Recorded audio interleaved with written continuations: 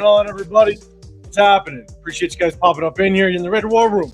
We're hitting you guys once a week. We're going to get this thing started a little bit more to back to our regular Sundays as well. Once all the action really starts to pick up. Obviously, we just kind of got through mandatory OTAs, day twos in the books after today.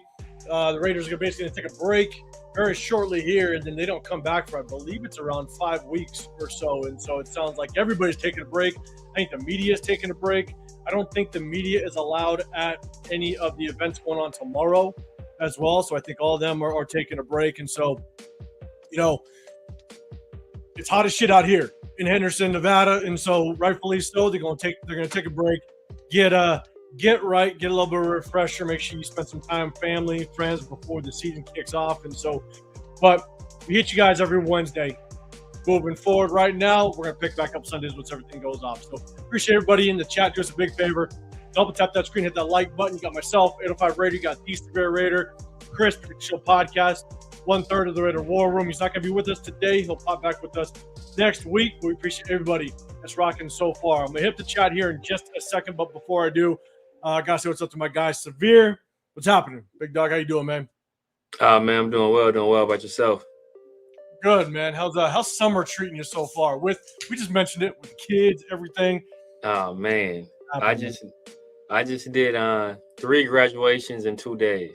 So man, I had 2 yesterday and 1 today.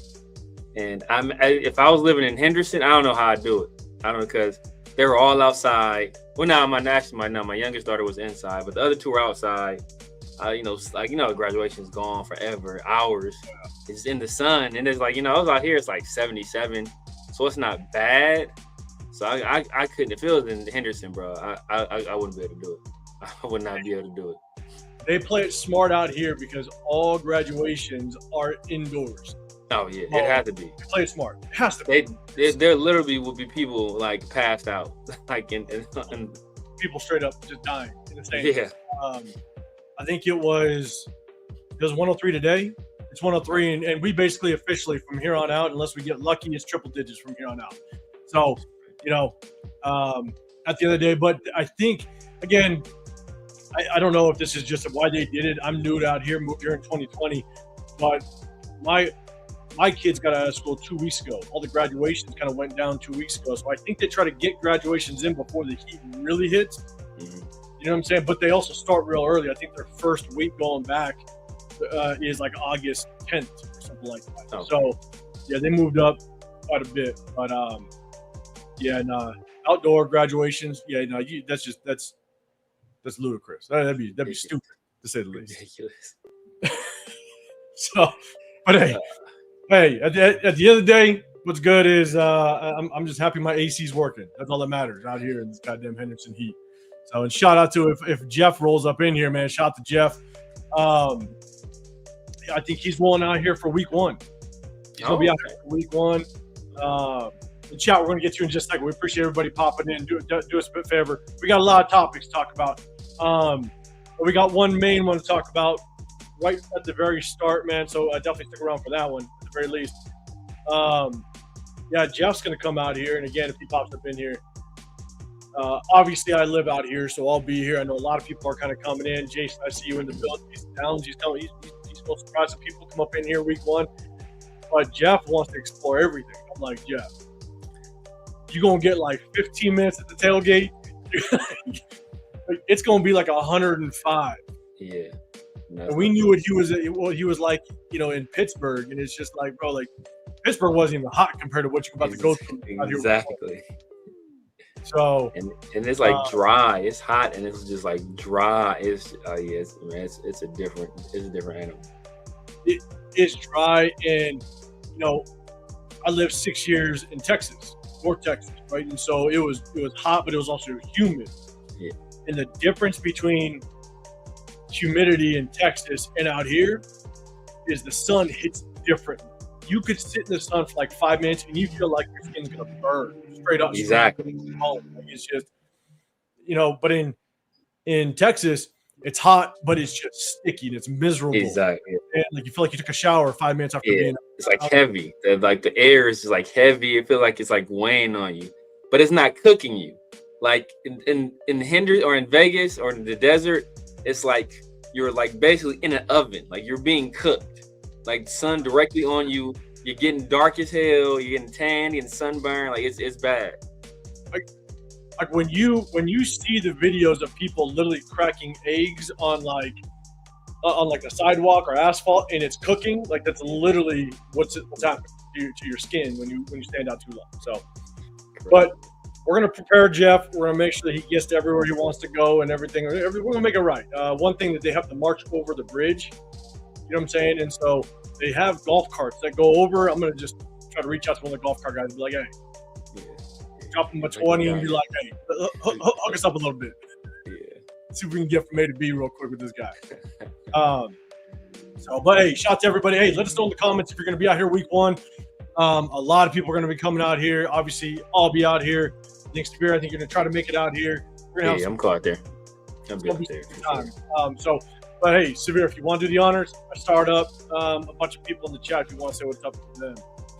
Yes, sir. Yes, sir. Hey, first of all, we got my guy, Raider First Downs, Jason Downs. If you guys haven't already, make sure you guys head over there and support him, man. He has a really good show. He does a few nights a week. Does a show with Jeff. Does a show with a few other people as well, man. So make sure you guys. Duncan. Yeah. He's usually in the comment section. I need to know the background to that name. I'm just saying. Those are very unique. It's like you did that on purpose. So Jason, next time you guys do your show, I'll tap in real early. Please, Donald's not gonna explain the origin of that name. Yeah, for sure. We got my guy Jack. Salute to you. It's Javier Cleanda. Salute to you, brother. God Family Raiders. Hey man, what's good? What's good with you, man? My guy Cheeto Leo is another guy, man. Make sure you guys go over there, support Leo. Some great shows over there. Fire merch, man. If you guys need any Raiders gear, Leo is the guy to reach out to. If you need to be connected with anybody in Leo literally knows every Raider fan on the planet. Like I don't know if it's like a mutant power. He's an X-Man. He's like, as soon as they're born and they become Raider fan, like Leo just knows their contact information just pops up. So if you need to find somebody, Leo's the person to tap into. Leo needs to change his handle to the Cheeto Liners. That's what he needs to do. He's got to put a stamp on it. It's facts. Who else we got? We got my guy Federo 510. Salute to you. My guy Lecky. Salute to you. And of course, can't forget Daniel Bedios, Sports Highlights. Salute to you, brother. Shout out, big dog. Shout out, man. I think I missed starting it, man, but Isaiah's in here as well. Oh, Isaiah, I'm gonna find out now. You got it. I skipped over Isaiah doing my Leo spiel. Yeah, just don't give more Leo. Don't give Leo more attention than he needs. God damn it. So hey, appreciate everybody popping up in here again. Do us a big favor, double tap the screen. We got a bunch of topics to talk about. We're gonna start with a very important one. I haven't been on for a while. Neither has Severe, so we're gonna talk about it in just a second. But we're also the other topics, just so you guys know, we're gonna talk about the future of Aiden O'Connell. I've watched the pressers. I've watched Kirk Cousins. I've watched Clint Kubiak. I've watched Mike McCoy, our assistant head coach. I've watched these guys kind of talk about Aiden O'Connell. But we're going to talk about the future of Aiden O'Connell. We're going to talk about Mendoza. A lot of people have kind of talked about it. He's taking third string reps a little bit with the twos. Is that a concern? That's up to you guys to figure out. We'll kind of give our take on it as well. Jacoby Dean, Jamon McCoy, still MIA from OTAs. Are you concerned at all? But also we're talking about some offensive and defensive position battles going on. But also we want to know who you guys looking forward to as we kind of get into training camp. Who are you looking forward to watching? Do you think there's an up-and-comer that can maybe take a starting position from last season? We'll talk about that as well. We also signed a free agent. We'll bring that guy up, talk about that guy as well. And then in other news, we got just a little bit of a contract extension for some other guy in the AFC West, someone that's semi-important, playing for one of those garbage other teams in the AFC West. We'll talk about that. It's a crazy extension, man, and they're going to lock him up, and we're going to have to face him for a long time coming. So we're talking about that towards the tail end, but definitely we're going to get in some questions from you guys. We appreciate everybody rocking with us. Again, do me a favor, double tap that screen, hit that like button, hit the sub button. I'm 805 Raider. You got the Severe Raider.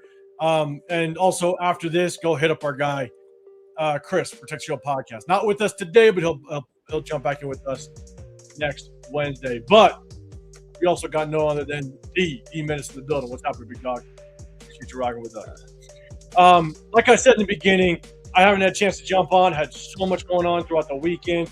Severe hasn't had a chance to jump on either. He wasn't able to make his show. Shout out to his show with Pharaoh around the Shield on Tuesdays, Thursdays. Always rocking with Pharaoh. Shout to that show, guys. Definitely check it out. But we did come across some information. News dropped. Some sad news over the weekend of our guy Robert Pena. If you guys don't know, all the content creators kind of in this circle basically went on over the weekend to kind of pay their respects to Robert Pena. He's one of the diehards of Raider Nation, one of the diehards of all and supporters of the content creators. One of the things when I heard the news and it kind of started to resonate a little bit and just kind of got to process it a little bit. One thing that kind of came to mind is what everybody was saying was Robert Pena was one of the first to jump into the chat every single live, right? Before you hit that live button, if you guys don't know, if you're on the content creator side and you can see the chat, before you hit that live button, you can see who's saying what's up in the chat. And Robert Pena was always one of the first. And I think that's what everybody was saying across the board with all the content creators that were paying their respects is he was one of the first to jump in the chat every single time. I think that's probably going to be one of the hardest kind of going through all this is not seeing his name jump up first. So I was lucky enough to see him in Bakersfield, so I definitely have a little bit to talk about. But Severe, man, I'm going to give you the floor and just kind of give your thoughts on Robert Pena and kind of pay that respect. Yeah, man. He's a great Raider, man. Just a great Raider. I haven't been doing content stuff for too long. I've been doing it for a little while, but not too long. But Robert Pena was one of the first people, I had subscribed to me. When you don't have a lot of subscribers, everybody who subscribed to you. So he was one of the very first that subscribed to me. One of the very first that would, comment in my comment section.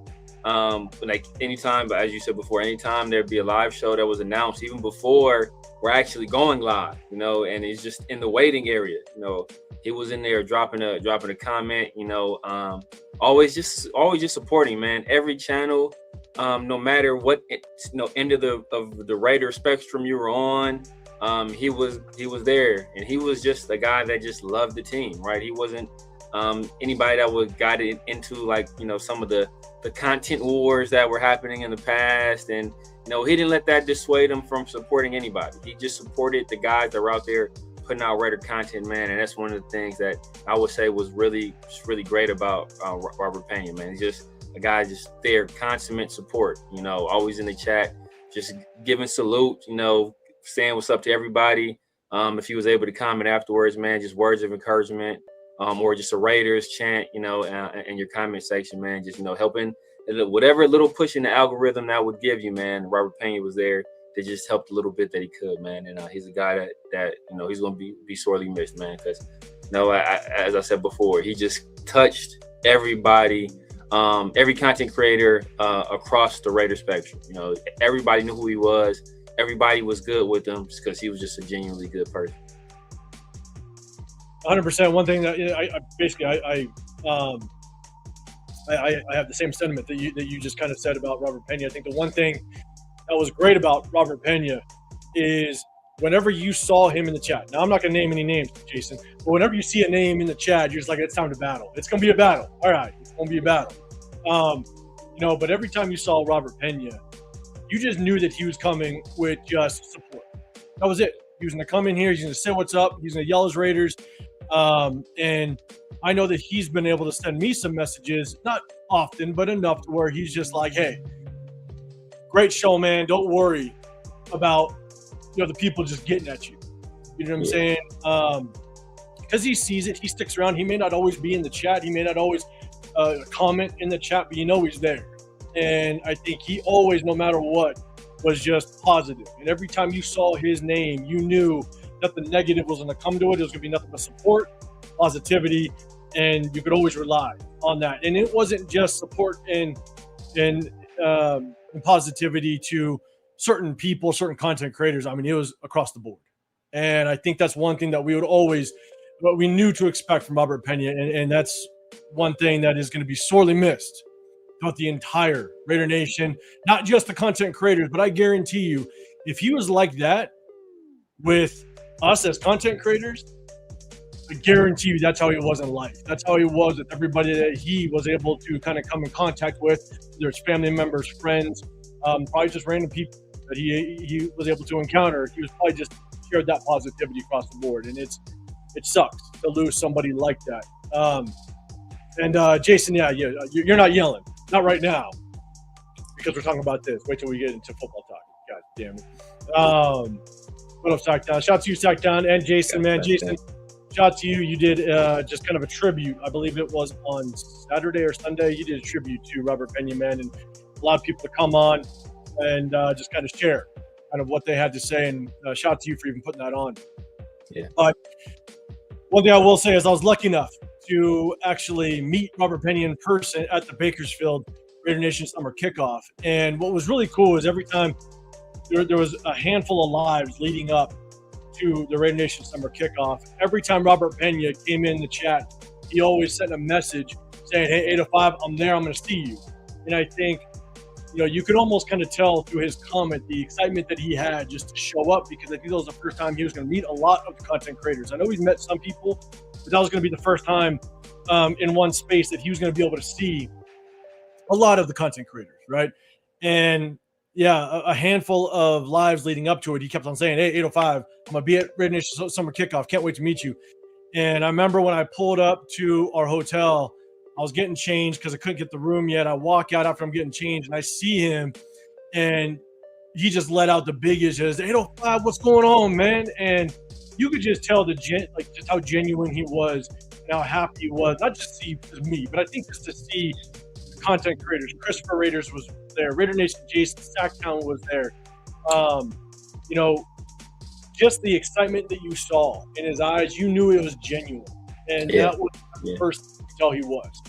So I just think at the end of the day, it sucks to kind of see just a true member of the Raider Nation kind of leave us so early. And I think that's what sucks, because he left us so early. And if some of you don't know, what I heard was that it was just a car accident. Don't know any of the other details, but it was just a car accident.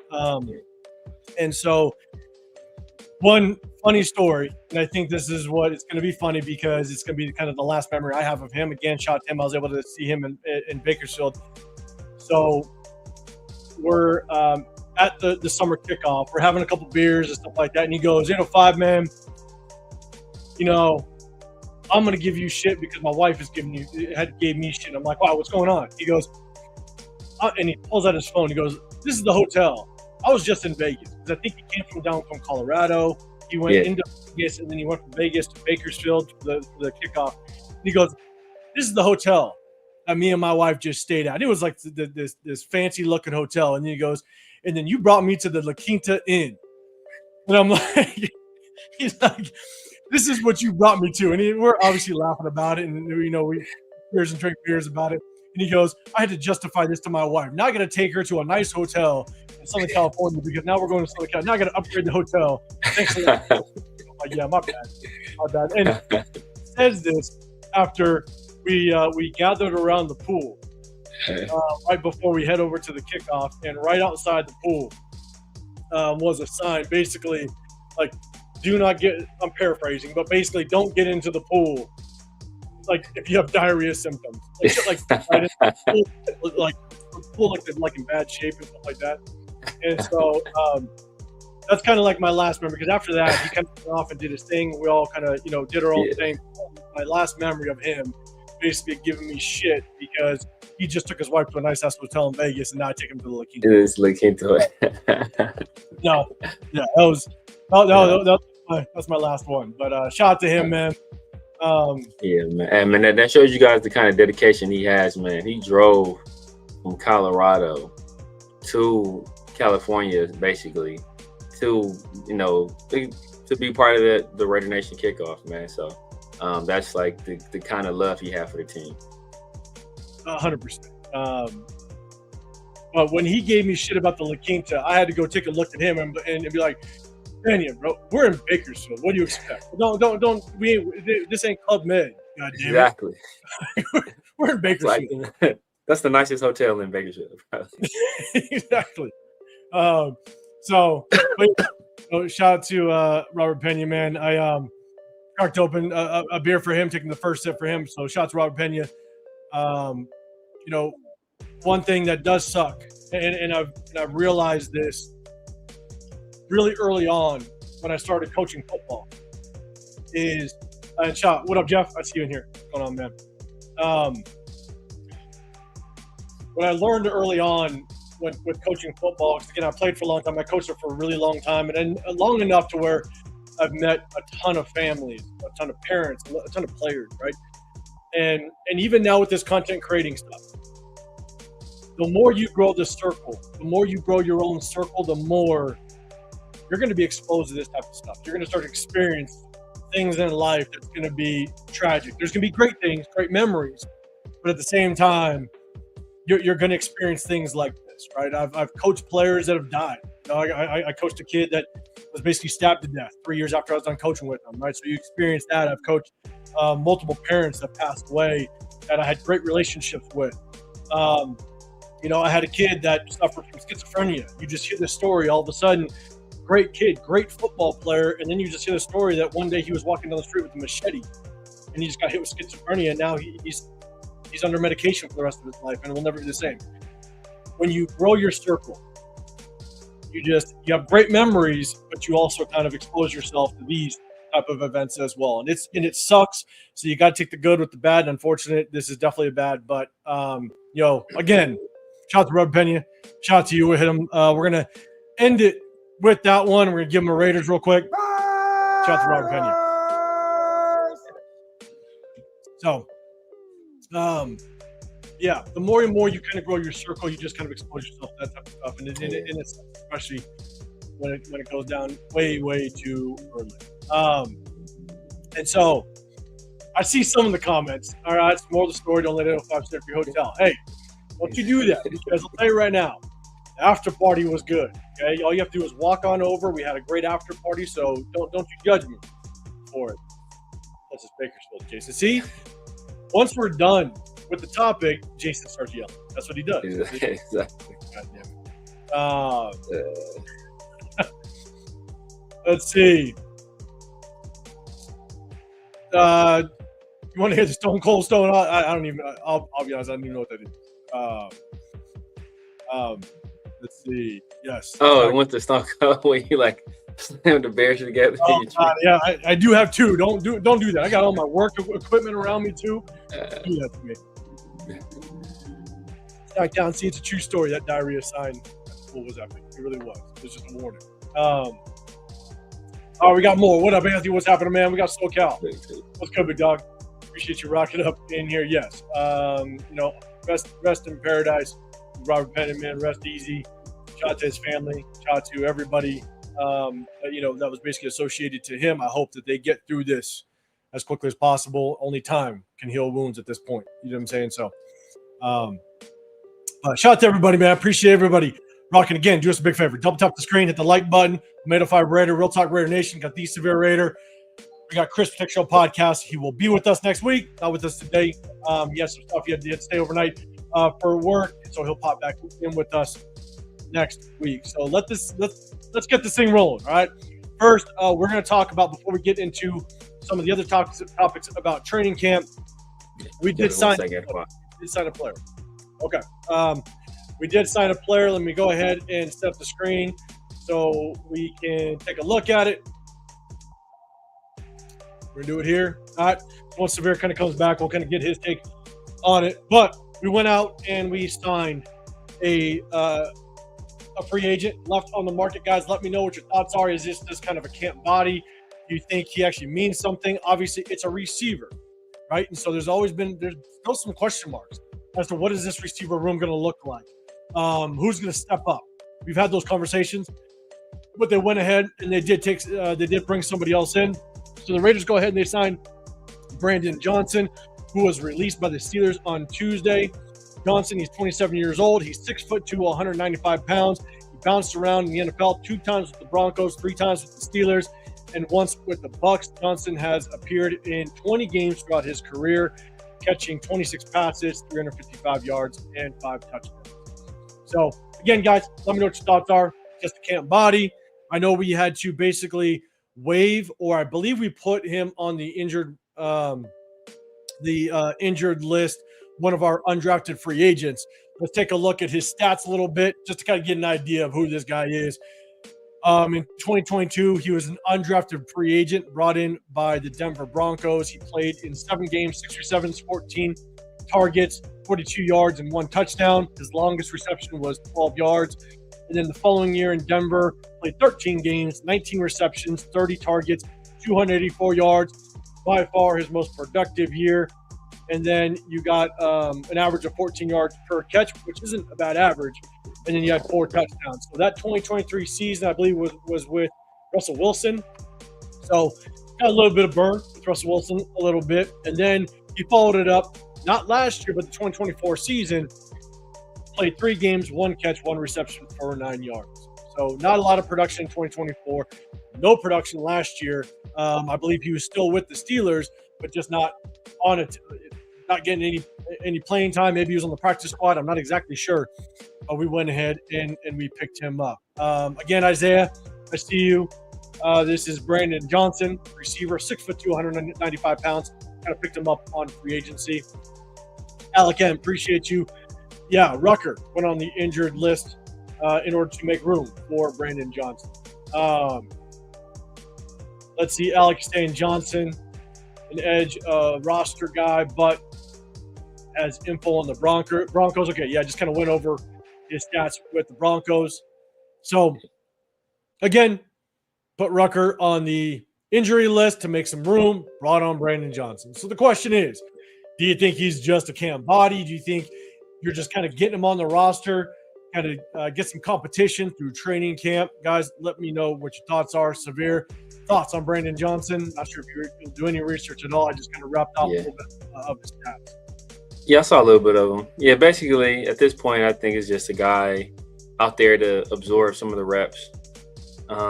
As somebody, as Alex said, spent some time with the Broncos. Maybe he has a little bit of intel on them. But for the most part, just a guy, this camp body, essentially, add a little competition, absorb some of the reps. So guys aren't, getting too spent. I know the Raiders, especially this offseason, seems they've been really diligent in terms of monitoring the amount of work guys are doing. So I think he's just a guy that's essentially there just to replace the other guy that was injured, right? I don't think he has a real shot of making this roster. But you never know. It is a pretty shallow wide receiver core. Once you get past Trey Tucker and Jack Bech, it's like, okay, Jake and Jalen Naylor, it's kind of up for grabs. Dante Thornton Jr., got EJ Williams, got the other guy we draft, whose name escapes me right now. Malik Benson, like those guys are, obviously those guys are going to kind of be given a right of first refusal. The Raiders are going to probably keep them on the roster first, but it's no guarantee for anybody at this point because it's not a lot of talent at that position. So if he gets into camp and he's able to turn some heads, you kind of never know. Will he make the 53? Highly unlikely, but could be a practice squad guy. Yeah, so I know that there is a connection a little bit. So our receivers coach, Zach Azani, I believe it is. So he was with Pittsburgh the same time that Brandon Johnson was with Pittsburgh. So we just went through the stats in Pittsburgh in the 2024 season where Zach Azani was there as the receiver coach. He had 1 catch for 9 yards. So the production wasn't there, but maybe he saw something to say, look, give this kid a little bit of a chance, come in, at a minimum, compete for in Severe. I think you said it, and I think you nailed it a little bit. Compete for a practice squad position. Right? There is no guarantee. I mean, you look at what our 6-rounders did last year. Everybody thought Cam Miller was going to be, the next quarterback, the next starting quarterback after one game, one preseason game, but he's gone. Tommy Millott didn't even make the squad, and so 6-rounders are never guaranteed. As much as Malik Benson, I think, has a different tier to him. I think he has something that potentially could help him make the 53-man roster, especially given the fact that our receiver room is very suspect. It's never a guarantee that 6-rounders make the squad. So at a very minimum, you bring him in for competition. And I think the receiver coach may have seen something in him in Pittsburgh and says, look, at a very minimum, maybe we can get this guy on the practice squad and be one thing I will share is, Severe, I think you were on the live with us last year when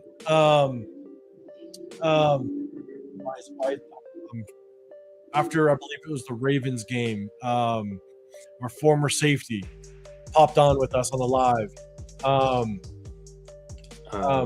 Stuart Schreiger. Oh, yeah, Stu. Yeah. So Stu popped on with us on the live after a couple years ago when we beat the Ravens. And one of the things that I asked him was, when you're going up against a guy, why am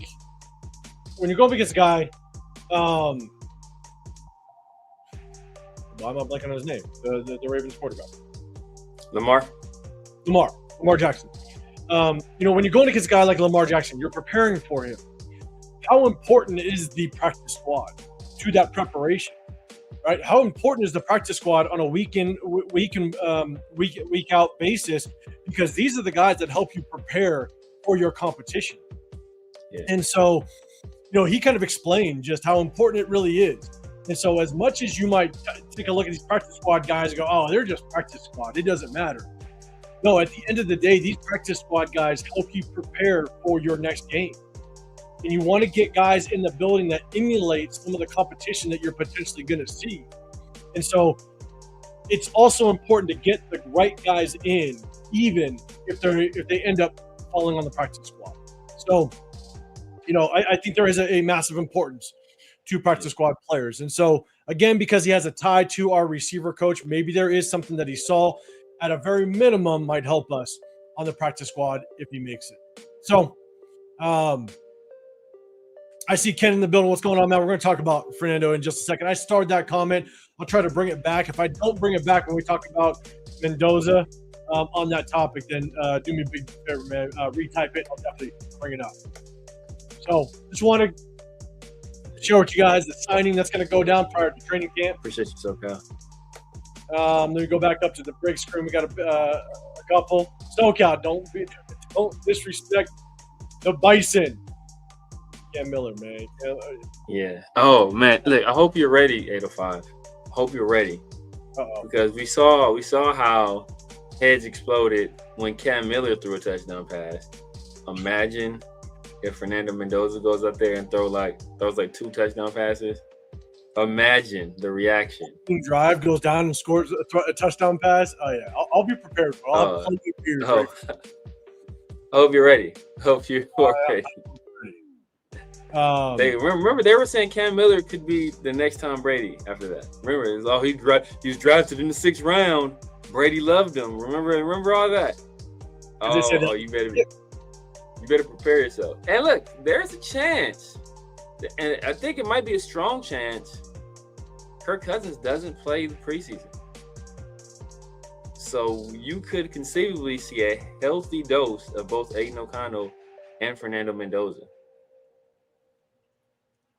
You could, which would give him ample opportunity for people to come on here, basically throw tomatoes at the screen. So we'll see, though. I will say I think the one thing that would help Kirk Cousins is him just kind of getting chemistry with the receivers. So I could see him get like a series, maybe 2. But you're right. I do think that it would. And I know we talked about this in the past. It would be beneficial for Fernando Mendoza to get a lot of playing time in the preseason, because he's got to see live bullets.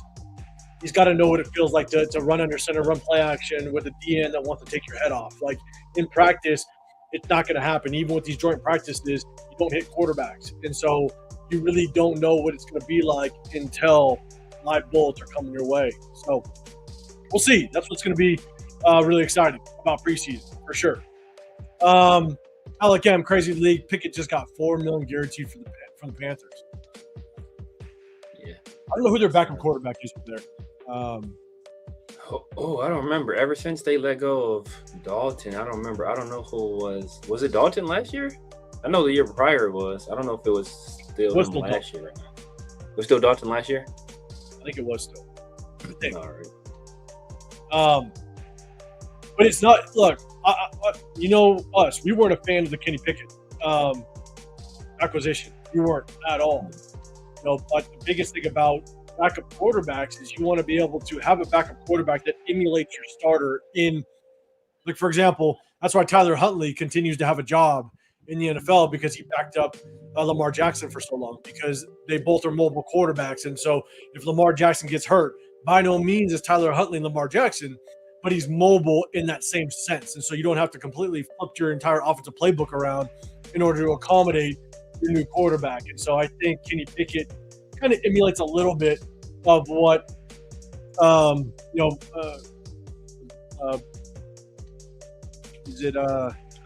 Bryce Young, what Bryce Young can do. So just in just the mobile aspect a little bit, right? So yeah, back pickup and look, $4 million today is not $4 million of 15 years ago. That's like chump change nowadays. So not bad. Hey, probably one of the best outside of punter. I think backup at third string quarterback is probably one of the best jobs in the NFL. Oh yeah. You don't get hit in practice. You carry a clipboard the entire time, and even if you have to go in, no one expects anything from you. Exactly. Like Daniel's made a living in the NFL. A living. Oh my God. Yeah. Our boy, Brian Hoyer. Oh, Brian Hoyer had like a 12-year career, and body's good, great condition. He didn't take any hits. He's good. I mean, after what he played a little bit in Cleveland, after that, I don't remember if he played again. I don't know if he played in New England at all. I think maybe he got in a game with us. Like he is good, man. He's solid, and he made a whole bunch of money. Yeah, made his goddamn money. It's wild. He played in the NFL longer than Cam Newton did. So, goddamn, I don't know why I'm blanking on his name. Maybe I'm not doing this. Maybe coming on once a week is like putting my memory to shit. I don't know why. Brian Anger, and so I got a buddy. He's actually really good friends with my younger brother. He actually punted at the high school that I went to, and his name is Brian Anger. I believe he's punting for the Cowboys right now. He's the Cowboys or Houston Texans. I can't remember, but he's been in the league for a long time. And this is why I say being the punter is probably one of the best positions in all of sports. Because as long as you can have a 4.5-second average, kind of pin it down inside the 5 on a consistent basis, inside the 10. Like he told my brother, because they're all hanging out, this is probably about 4 years ago. He said his first 9 years in the league, he never spent a dime on clothes. He never spent a dime on food, because all he did was every week you can go in and pick your clothes. You can go and get your all your apparel. Yeah. And so he literally picked his apparel. He went to the facility and ate basically all of his meals, and he was getting paid millions upon millions of dollars. He was just saving up every paycheck, every sponsorship, everything that he had. Saved it up for the first 9-10 years. And then he got married. Yeah, that's a game changer. Right now you got to spend on your wife. But he has lived a life as a punter for, I think he's been in the league, 12 years now. Yeah. And the thing is if you have one bad punt, the moment the ball hits the ground, everybody forgets the punter. Now the defense has to step up and make the stop. Yeah. That's the life of a punter. And you're not expected to go make the hit. Not at all. If the punt returner breaks, no one's expecting the punter to go make the hit. They expect you to miss it. Exactly. So you go punt the ball 250, 300 times, and then go hit the weight room, stay in shape, and then go hit the facility to go get something to eat. Oh, it's the life. And go hit the golf course. Hit the golf course, hit the weight room, hit the golf course. You're good. Nobody expected. After what Sean Taylor did to the punter, nobody expects the punter to get involved too much anymore. Nobody expecting the punter to stick their neck out, man. Yeah, and like that reminds me of Ocho. That reminds me of Ocho. You talking about the guy who was just picking all this apparel, like I think Ocho said his first 2 years in the league, he like slept at the Bengals facility. He's like Marvin Lewis made him. He's like, bro, you can't. When Marvin Lewis got the head coaching job, Marvin Lewis was like, what are you doing, bro? You can't do this. He's like, Ocho was just sleep in the team facility, like watch film in the film room, and just eat there and just be chilling, living rent free. Like that's smart, man, smart. But the only thing I'll say about him is that same thing with Brian Anger. It's like get married. Yeah, it's like saving up all your money to buy like Blockbuster stock. It's like that's where you messed up. You got married, and now he's like, okay, now I got to start spending my money. Barry DeValia, man, we're gonna get into the AOC topic, big dog. Sacktown. The Raiders have more joint practices other than the Texans. Not that I know of. I think it's just with the Texans in Houston. Which sucks. I'm waiting for them to have an open practice like they have in the past. I always take my family to the open practices. Hopefully they have it. So I'll definitely keep my eyes and ears out for that. Linda. Caden McDonald in person. Say it again. So we'll get to see Caden McDonald in person. We will. Oh, man. We're going to piss off some people if he falls out. Let's see. Okay. All right. So we're going to get to the first one. I want to make sure I build what's going on. Jeff, only kicker ever won to do that with Seabass. That's a bad man. He was a bad man. Nah. He'd go hit somebody with a cigarette in his mouth. That's what he would do. Yeah, right. Yeah, a lot of punters are low-key weight room warriors. Except for our boy Leckler, man. Leckler was a baller, but he never showed out. Like you could tell he punted and he went home. Yeah, facts. That's what he did. I don't think AJ Cole is either. I don't know if AJ Cole is really in the weight room with that either. He's not. Actually, one of my buddies does marketing for Kroger, and Kroger has a huge facility. It's one of their main warehouses in Henderson. So he actually has to come out here 3 times a year, and he'll always hit me up. And he did kind of like a marketing photo shoot with AJ Cole. And he said AJ Cole's cool as hell, but yeah, but he punts and he goes home. He punts and he just walks the facility. That's all he plays does. Golf. Goes play golf. Yeah. Exactly. It's like the life. Like is that the life? Is that not the life?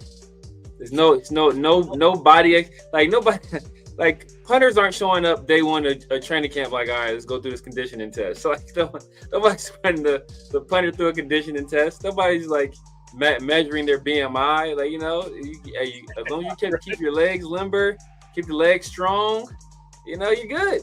You're good. 100%. Sacktown said open practices will be in August, from what I heard. Okay, man, I hope so. If so, man, I'm gonna be there. If it's an open practice out here in the facility, that'd be awesome. I'm gonna keep. Sacktown, shoot to me in IG if you can, if you heard anything. Linda, we're gonna talk about the Mahomes contract kind of after all of our topics. But yeah, I was gonna say one last thing. I forget who it was. Chat, do me a favor if you guys remember. Apparently, I think there was a punter a couple years ago that didn't punt in like 10 games. Something crazy. And it's like, bro, you are making a paycheck and you didn't step 1 foot on the field for 10 games. That's the life. That's the life, right? Probably like the rant. It was the greatest show on turf punter. No, it couldn't be because I'm trying to think who goes for it all the time. There's a quarter because is it oh boy? Does it Shane Steichen? Does Shane Steichen go for it all the time? Yeah. Who is it that goes for it all the time? Or Dan Campbell? I think Dan Campbell has this philosophy. Maybe he goes for it all the time on 4th down. But either way, I'm telling you, I think punter is the life. You're a good one. So, all right, let's get to the first topic. Let's rock this thing out. Guys, double tap that screen again. It definitely helps out. Appreciate it. Let's talk about the first one.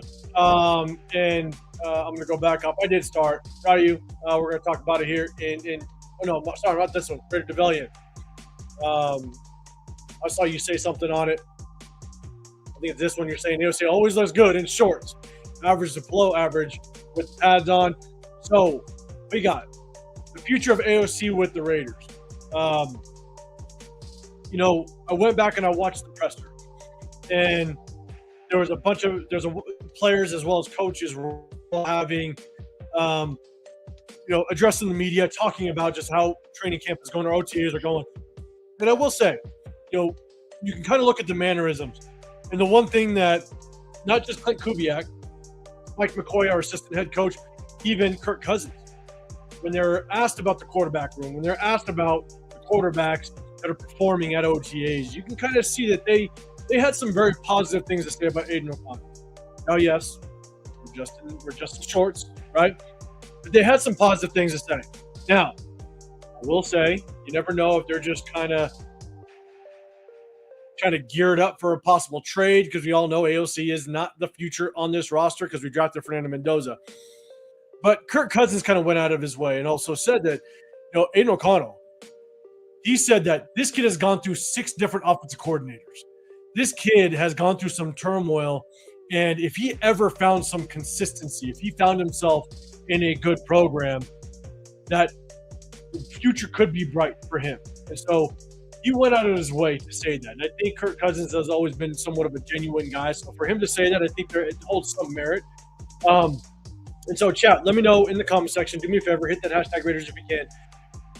What do you think the future is with Aiden O'Connell with the Raiders, and do you think there's a potential trade down the road? So, Severe, man, what's your thoughts? Aiden O'Connell,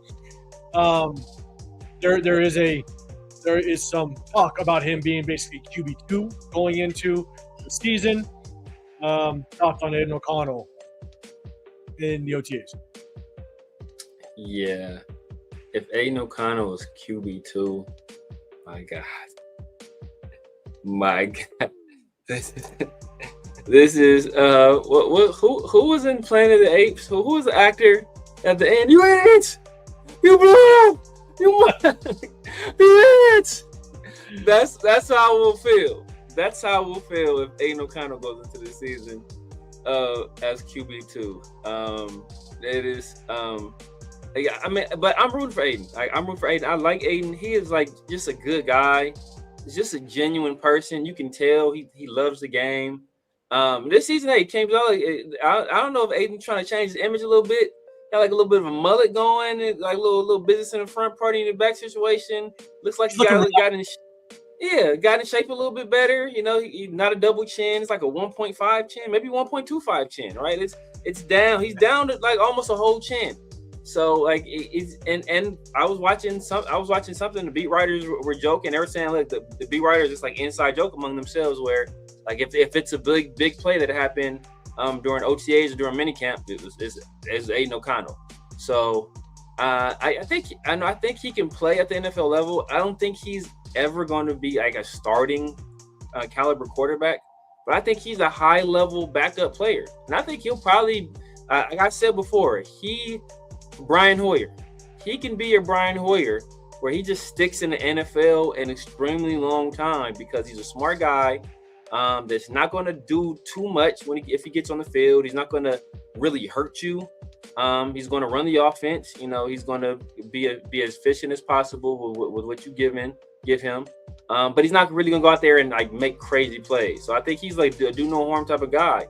And when you have that kind of guy as your backup quarterback that's smart, that's going to work hard, be studious, and be good in the locker room, I think you can have a very long NFL career. Not like his game depends on athleticism, because he never had it, didn't have it at Purdue either. So you don't expect them to ever develop that in the NFL. So I think he's going to be a guy that's going to be a high-level backup. Chase Daniels, Brian Hoyer in that mode for a long time where he's just able to go from place to place. And I think him going through all these transitions in terms of offensive coordinators, I think that only helps him in that backup role because he's going to be used to having to pick up and drop systems and pick up and drop terminology quickly. So I think that'll extend his career. So I think he'll stick around here. I mean, if we end up keeping 3 quarterbacks, maybe, because obviously Kirk Cousins isn't long for this roster because of how his contract is structured. So do the Raiders envision Aiden O'Connell as the backup to Mendoza? Possibly. If there's some chemistry there, and if Aiden wants to stick around, he may look for greener pastures elsewhere. But that, like I said, that will be incumbent upon us sticking with 3 quarterbacks, because if not, the best thing to do may be to find a suitable trade partner and see what we can get for him before we eventually have to cut him.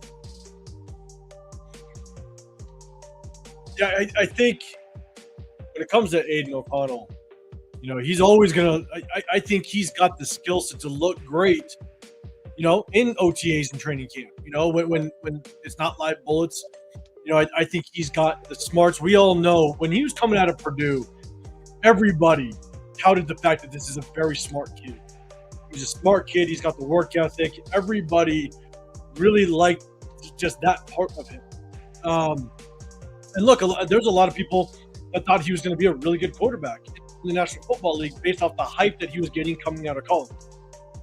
It remains to be seen what type of quarterback he's going to be. Severe, I don't disagree. There's a good chance he could be a very, very good, viable backup for the rest of his career. But at the same time, I think as Raiders have done to multiple players over the last couple decades, is we've just been a horrible organization. We've never given really anybody a chance to kind of find just the peak of their ability. And so, but we also know the future's not here with Aiden. But he's now going into, I think, his 4th year. And so just naturally, I think he's going to look better in training camp. I think he's going to look okay. He's going to look good in shorts. I think Kubiak has a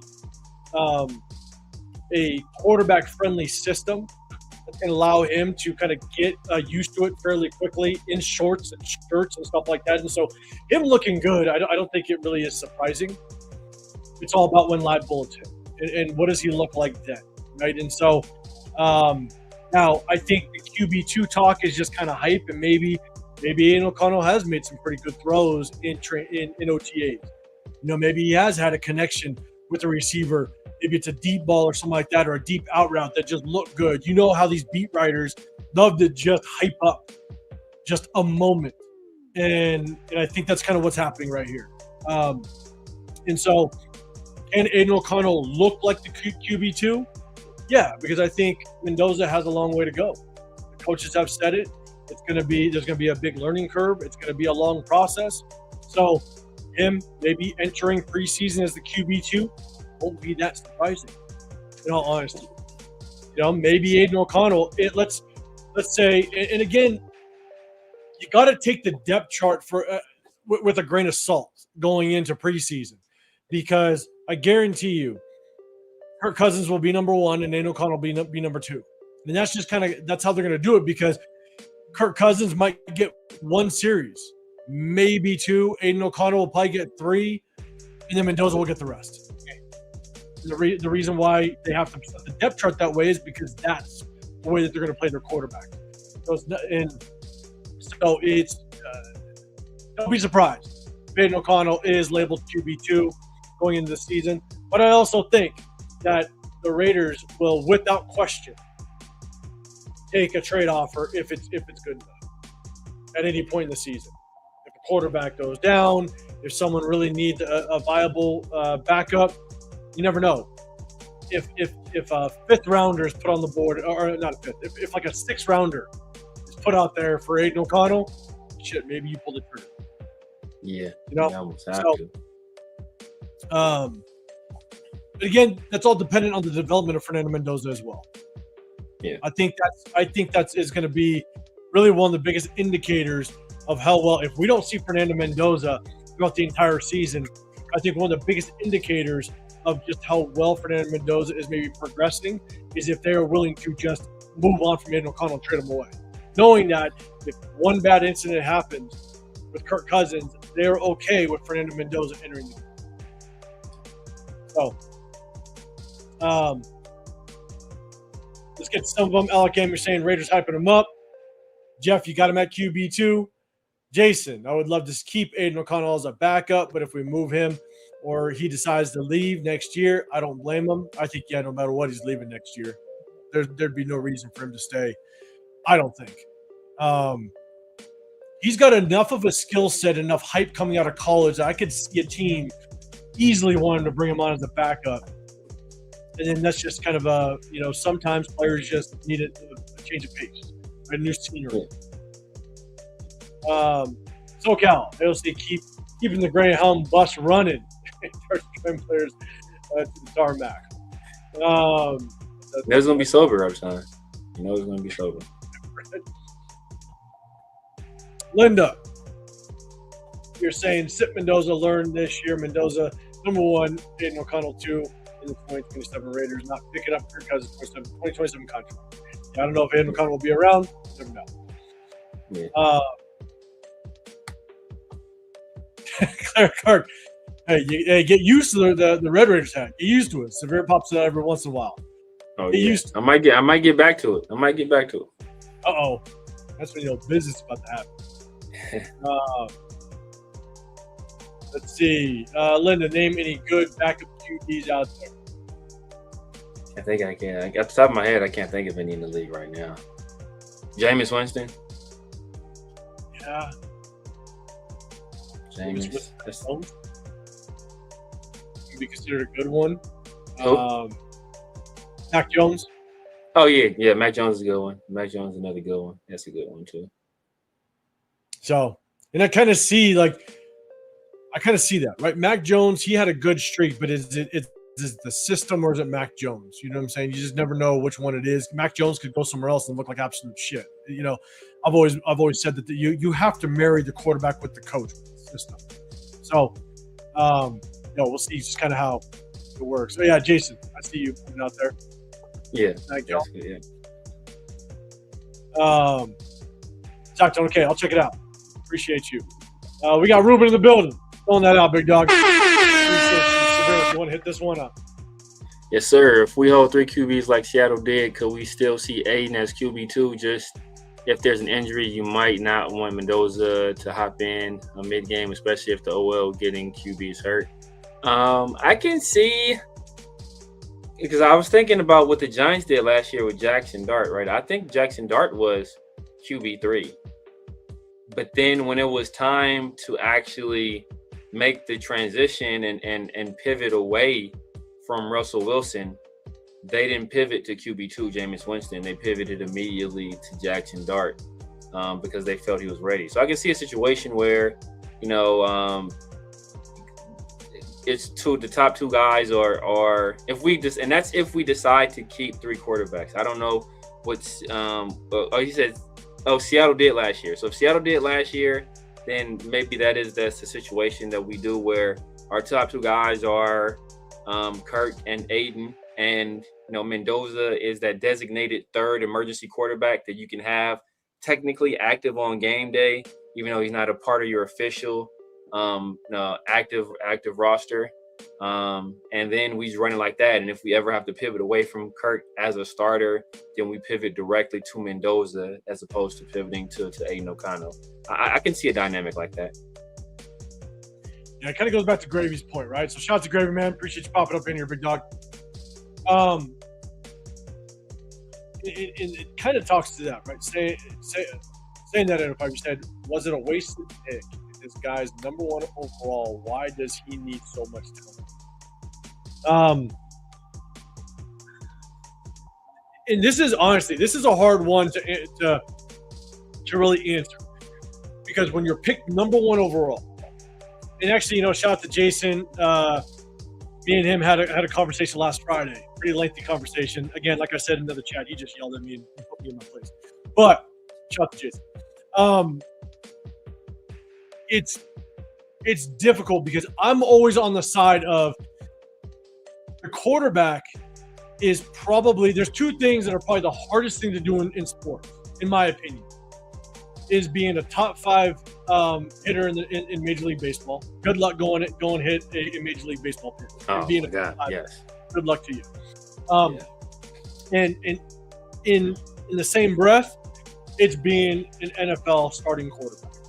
Yeah. It's literally one of the hardest things to do in sports, period. And so when you're a college player going to the NFL, the learning curve is massive. Yeah. But you want to be able to go back. The third most difficult thing is being Brendan Sorsby bookie, because that guy is working his ass off. My God. the bookie for Brendan Sorsby, that guy doesn't sleep. That guy does not sleep. I'm so pissed off about that. Don't you bring that up, goddamn. So pissed off about that. You're gonna make me get another beer. Because I like Brendan Sorsby.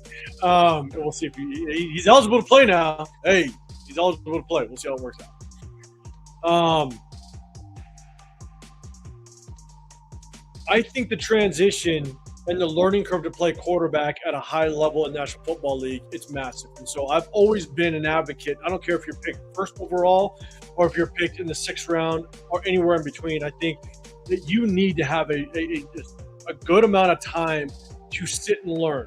Again, I typically like a season, but maybe it's by game 14, you're stepping in and you're playing, right? If you have the luxury of being able to kind of sit, you look at the way that the Rams are doing it now. Look at the way that the Packers have done it for decades now. If you want to look at a certain blueprint, you look at what the Packers have done. They haven't had a quarterback issue for the last 30 years, probably more. I don't know. Don't quote me. But at the same time, you sit there and go, like, if I have question marks of what you look like in college, and if Kirk Cousins looks like crap and we still don't see you on the field, now it just raises the question marks. Are you not prepared? Are you not ready? Is Kirk Cousins, even though he's not looking great, are you not looking at any better in practice? And why is it? Again, we're not sitting at practice, so we don't know. I think it raises question marks. If Kirk Cousins is playing just okay, I think it just raises the questions why your number 1 overall pick isn't seeing the field, right? And I don't know if that's just wins. You could be 5-2. Kirk Cousins doesn't look great, but your defense is doing well, right? Maybe you keep rolling because your record's good. Or Kirk Cousins comes out and he's balling. He's balling, you're 5-2, and he's looking good. Okay, keep rolling. Keep rocking with them. But what happens if you're 2-5 and Kirk Cousins isn't looking great? And Fernando Mendoza isn't playing or isn't stepping on the field. It just raises the question marks why he's not playing. Chat, let me know what your thoughts are on that. Severe, what's your thoughts overall kind of on that? And just kind of the progression of a young quarterback, especially number 1 overall. What's the expectation a little bit? And is there an expectation? I mean, anytime you draft a player number 1 overall, the expectation is for them to immediately make an impact on your roster because you were bad enough the previous year that you were in the position to draft a guy number 1 overall. So why would you draft a guy that's not going to help you immediately? So the way the Raiders are doing things, it's kind of counterintuitive to what people would want. But if you look at recent history, the guys that have set, at least for some period of time, maybe not even for a whole season, but at least for some period of time, have been the guys that have had the most sustained success, right? Obviously, CJ Stroud came into the league immediately, lit the NFL on fire, broke all the records. Year 2, he was still pretty good. Year 3, Jaden Daniels came in the year after CJ Stroud, lit the league on fire, broke all the records that CJ Stroud had set the year prior, right? Went all the way to the NFC title game. And then year 2, it's kind of, he's bad, and hurt. So the guys that have had sustained success after, after sitting, it's well documented. It's Pat Mahomes. It's my guy Jordan Love, right? Tom Brady, like a lot of Aaron Rodgers. A lot of these guys have set. Now, obviously, there's more than one way to skin a cat, and it's like when I was in sales. One of the things they always say is you can't say the wrong thing to the right person. So you almost can't develop the right person the wrong way, right? If he's determined to be great, he's going to find a way to be great. That's where you get to Peyton Manning. So people always try to say Peyton Manning struggled his rookie year. I mean, got through like 30 plus touchdowns. I want to say he's like threw like 3,000 yards. I think he did have 28 interceptions. That's what a lot of people look at. And the Colts sucked, but the very next year they won like 13 games or 12 games, something like that. But like, so there's more than one way to skin a cat. But I just think that, just looking at how the NFL has been going recently, you look at what everybody in the Raiders organization has been saying, whether it be Clint, whether it be Tom Brady, all these guys have been saying we prefer the quarterback to sit and learn behind an adult, a professional, a veteran. And so I just think that's the tack the Raiders are going to take. And it's almost a results be damned situation, because I don't think Tom Brady is any rush to get this thing fixed quickly. We already know Spytek has said in the past, like, he's not going to rush the process. So I think they're going to do whatever it takes to put Fernando Mendoza in the best possible position to succeed, which in turn will put the Raiders in the best possible position to succeed going forward. And I think they might just sacrifice this year in lieu of doing that. Yeah, I mean, this kind of goes into our next topic, right? So I just pulled it up on the screen. So guys, let me know if Mendoza right now is basically getting the majority of the third string reps. He's getting some second string reps, but mainly he's getting third string reps. And the question is, are you concerned with that? Do you want to see him get more of those second team reps at this point? So I brought up the question just because that was our next topic, and it's kind of rolling into it.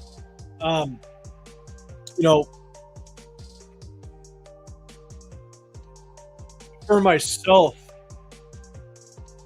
you go look at it. I made this comparison when I was talking with Jason. You look at Caleb Williams. I think Caleb Williams, number 1 overall pick a couple years ago, him and Fernando Mendoza are two very different prospects. And I think that it's extremely clear that Fernando Mendoza, there is going to be a little bit bigger learning curve than Caleb Williams, mainly because, again, the under center aspect, and Clint Kubiak is going to want to do that. You need to understand how to operate from under center, especially through play action and just the progression, your footwork, your body positioning.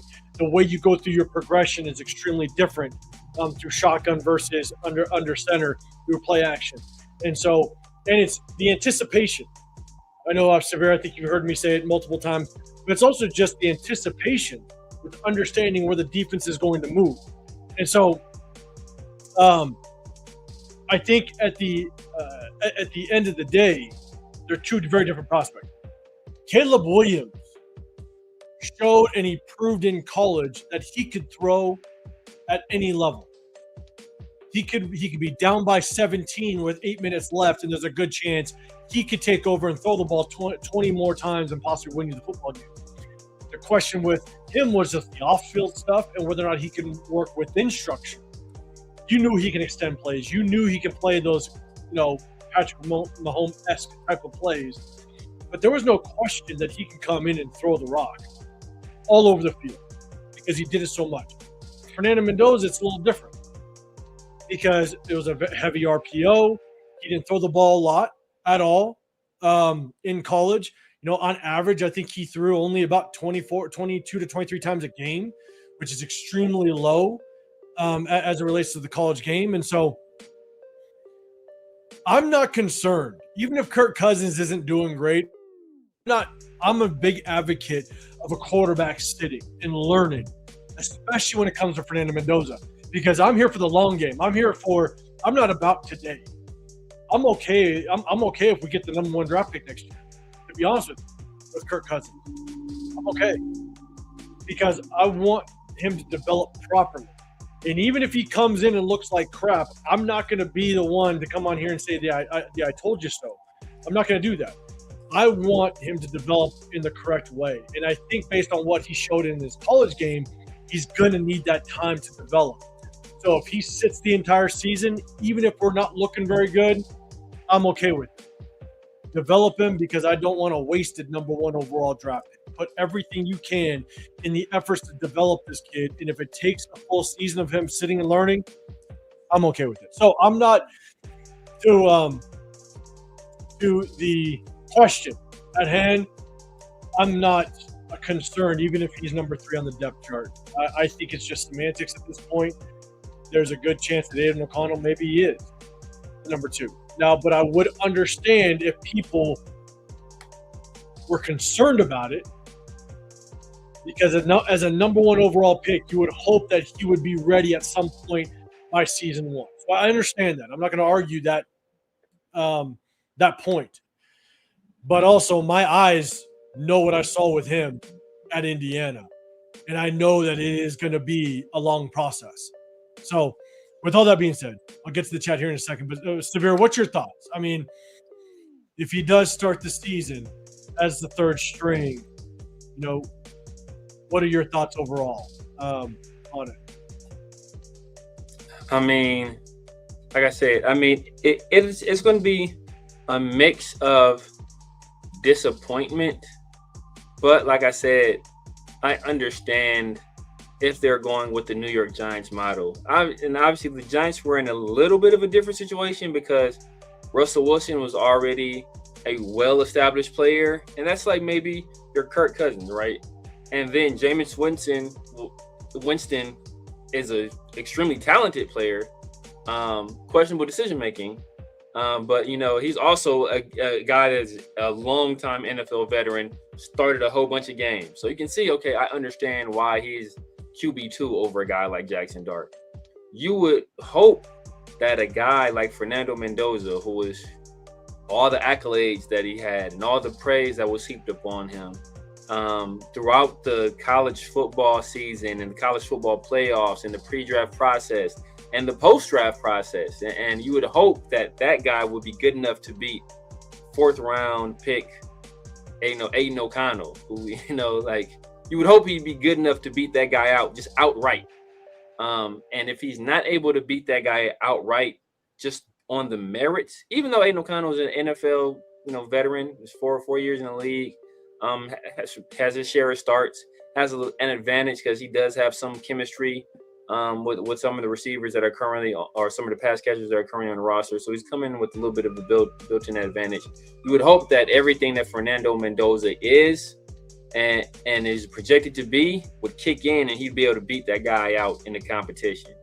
And if he isn't and he doesn't, that is a cause for a little bit of concern. But it's like this. I look at it like this. I think there's a statistic like something like 79 or 80% of small businesses lose money their first year. Something like that, right? So if you can avoid that first year of failure and collapse and just say, hey, instead of opening immediately, we do a soft launch and then we do our grand opening, and you avoid some of those initial losses. Like if you can do that with your quarterback, wouldn't you like to do that instead of just having those, those rough times and those rough failures immediately?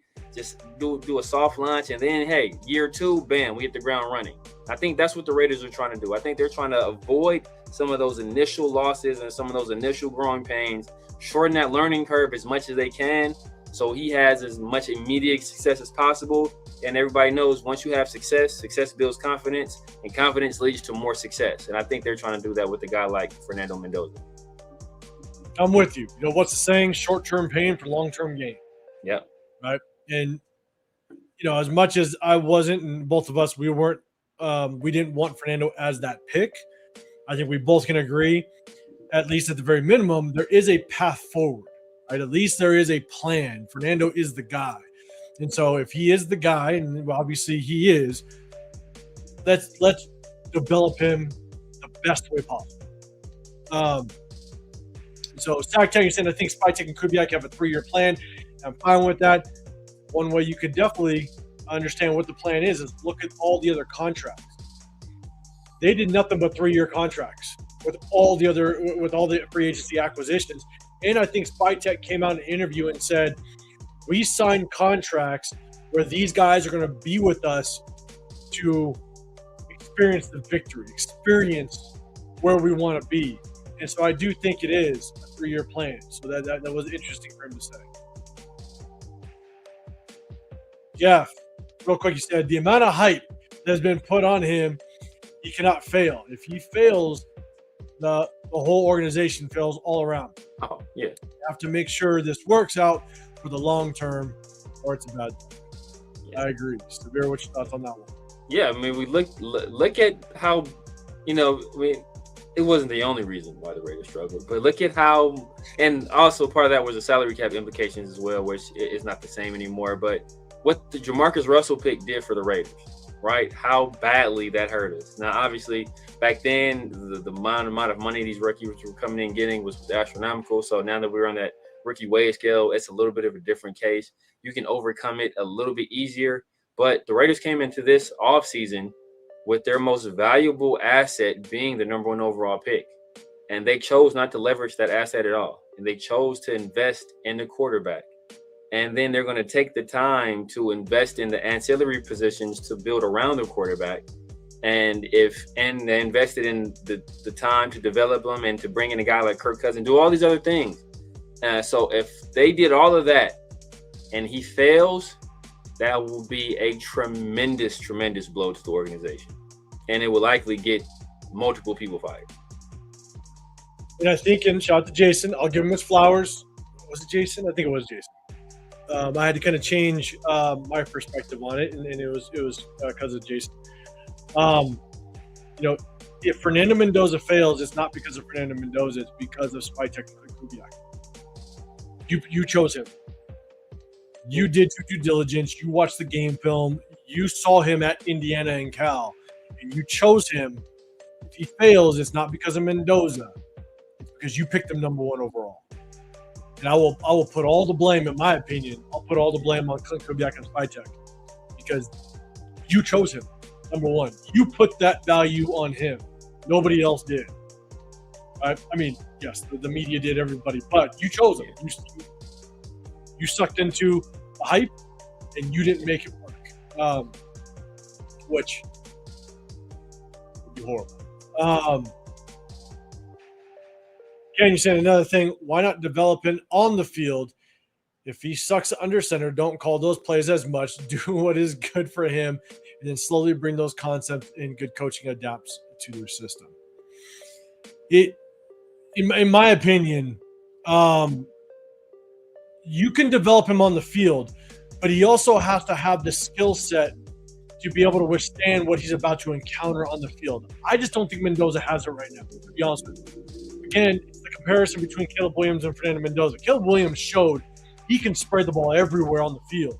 He had the ability to kill you with his arm. Fernando Mendoza didn't show that on a consistent basis or the body of work that you can drop him back to pass 45 times and he's going to have the ability to hit every level on the field. It just wasn't consistent enough. And so I don't want to put him in a situation to where he's not prepared for it. And I think that's just the difference between old, quarterbacks that were chosen previously versus what Fernando Mendoza is and what he showed in college. Severe, what's your thoughts on that one? Yeah, the talent gap between Fernando Mendoza and Caleb Williams, just in terms of just physical talent, is a tremendous one. Literally the only advantage Fernando Mendoza has is that he's a bigger guy. Caleb Williams was my QB3 that year. Everybody else said that he was generational. He was my QB3. And it wasn't anything to do with the physical attributes, right? His arm, his ability to throw from different arm slots, his ability to throw in the run, his ability to run and create, and all that stuff was high level. Everything, all of my concerns with him were between the ears. And I have some of those same concerns with Mendoza between the ears, but not the same ones. How does Fernando Mendoza handle adversity? That's a big concern for me. And especially coming off a time where he hasn't had to handle expectations and adversity. When he's at Cal, was there adversity? Yeah, but nobody expected Cal to win, right? When he was at Indiana, did he really have to handle adversity? Not really, because he was a cog in a system, and everything around him, 99% of the time, worked well. So all he had to do was do his part. He says it all the time, he's 1 of 11. Now, in the NFL, bro, you're not 1 of 11. You are the 1 in the 11 when you're a quarterback in the NFL. So it's a little bit different. So how do you handle adversity when there's expectations? And that's why I think it would be detrimental, tremendously so, to throw him out there before he's ready or before the team is ready to have success, because he's a guy that strikes me as somebody who I don't want to say fragile, but I think that if you crush his confidence early on, it could do tremendous damage to him for the long term. Almost like a David Carr situation, where David Carr went out there and took a beating, and he was just never the same person after that. I think you can do that too for Fernando Mendoza, and I think that would be just like you'd be destroying a tremendous investment that you made by putting him out there early on. And I have 2 points, and I think it's not about the fact that, Mendoza is going to continue to work hard and have the confidence and stuff like that. But go back, and one of the biggest concerns I have with Fernando Mendoza, and you can go back and you look at the Iowa game, look at the Old Dominion game, go look at the Ohio State game, even the Miami game in the second half when Miami finally had their full defense out there. His pocket presence isn't great. And that's the first thing that really kills you if pressure gets to you. And if you don't go out there prepared, if you don't see the defense, if you don't play with anticipation, one of the things that I've always whenever I try to develop a player, when I was coaching, I always kept one thing in mind, is you never want athletes to think too much, because when athletes are forced to think, then they no longer become athletes. You want athletes to play free. You want them to play with anticipation. You want them to play with their true athleticism and be free to play with instinct, right? And what happens is if you go out there too early and Fernando Mendoza isn't able to play with that anticipation, then I guarantee you that pocket presence is going to be rough. His eyes are going to drop like you saw so much at Indiana. And I just don't want to see that happen to him at all. So I want him to be ready and prepared to put him in when the time's right. Other comment that I saw was, you adapt your system. So, for example, right, if Fernando Mendoza isn't coming along well, right, then you work within what his strengths are. To your point, yes, good coaches do that, but you also don't want to hinder your ability to progress as a team. And if you all of a sudden now look at him as a handicap because you can't run certain things because he's just not developing well in certain aspects that allow your offense to continue to thrive or move in the right direction, then he becomes a handicap. So again, it's all about timing. You just want to be able to put him in the game when you feel like he has the best chance to find success or is best prepared. And when that is, none of us know. But I just hope that they do it at the right time. But I 100% agree with the comment. You want to adapt your system to his strengths. You also don't want him to be a handicap of the offense. So, again, if that makes sense. So, what up, D-Mokes? What's going on, man? You said, I've been an advocate of sitting Mendoza since we were set to get the first overall pick. Sit the kid. Let him learn. We got Coach in the building. What's going on, big dog? Marcus Circle pick. That's bad. Coach came into being a Raiders fan. Like, that was shortly after Coach started being a Raiders fan. So that's rough. That was rough. That had to be rough for Coach. That is a tough go. That is a tough go. What up, Chilroy? What's going on, big dog? D-Mokes is saying I started following the Raiders during the DeMarcus era as well. Man, hey. You too, D-Mokes? Oh, my God. Yeah, Chilroy is saying Caleb has maturity issues coming out of the draft. He did. But there was no question as to whether or not he could pass the ball and be efficient with it, as long as he just could play within structure, right? So again, I think we're just talking about two different prospects. Unfortunately, between Caleb Williams and Fernando Mendoza. So, Cal, we got a couple more topics. We definitely want to get some questions in. So, Cal, you're saying, do you guys believe Mendoza can have a better career than Cousins or Darnold? Both QBs had career seasons under Kubiak.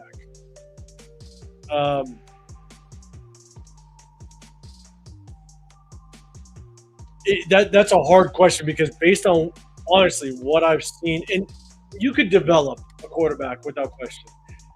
I just don't know. I don't see Fernando Mendoza being the type of quarterback that's going to come in and throw for 4,000 yards. Kirk Cousins threw for 4,000 yards with Kubiak, one of the best seasons he had. I don't see Fernando Mendoza being that guy.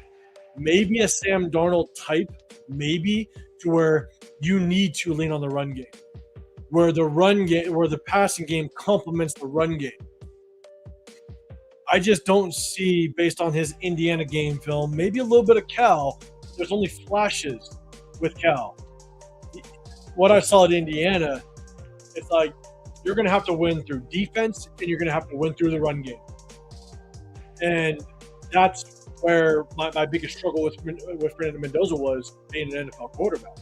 Is if you're going to lean on the run game and the defense, then don't pick a quarterback number one overall. Go get somebody else that can be a true game manager. Just trade back, build around that quarterback, gain draft capital, build your entire foundation. And again, I was a big Ty Simpson guy. Go get Ty Simpson. But Philadelphia Eagles model. See Mendoza being a 4,000-yard passer. I just don't see it. Severe, what's your thoughts? Yeah. Better career than Cousins. I think you have a better career than Darnold. Will he ever win a Super Bowl? I hope he does, because obviously he's going to be on the Raiders at least for the next likely 5 years at least. So I hope he does win a Super Bowl. Will he have a better career than Kirk Cousins? I don't know. Kirk Cousins put up some numbers, man. Kirk Cousins put up some stats. Kirk Cousins' thing is that Kirk Cousins, I think he has a terrible record in primetime games. And I think he only has one career playoff win, correct me if I'm wrong, maybe two. I think he's like 1-4, I believe, in the playoffs. So those were his struggles. It was primetime and in the postseason.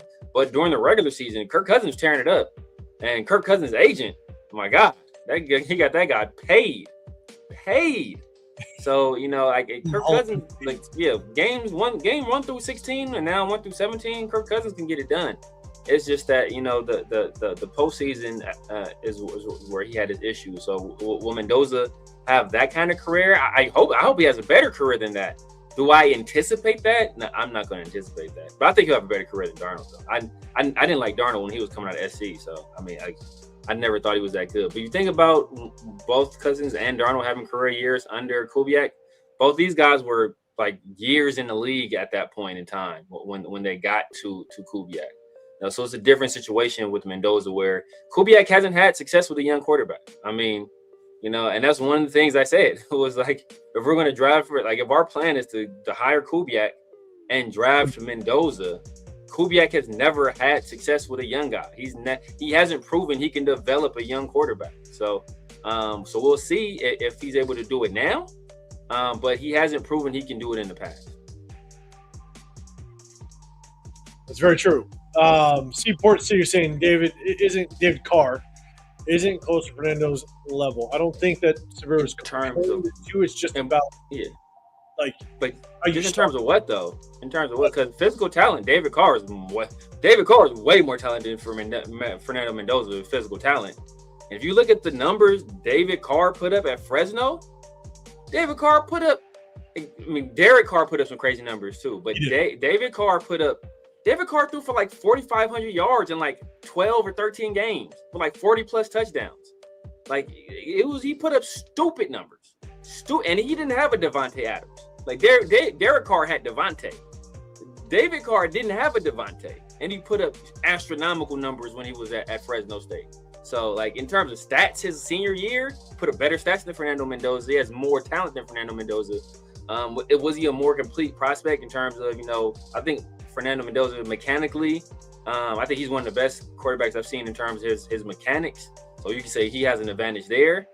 But other than that, there's not a lot you would say that Fernando Mendoza was better at than David Carr.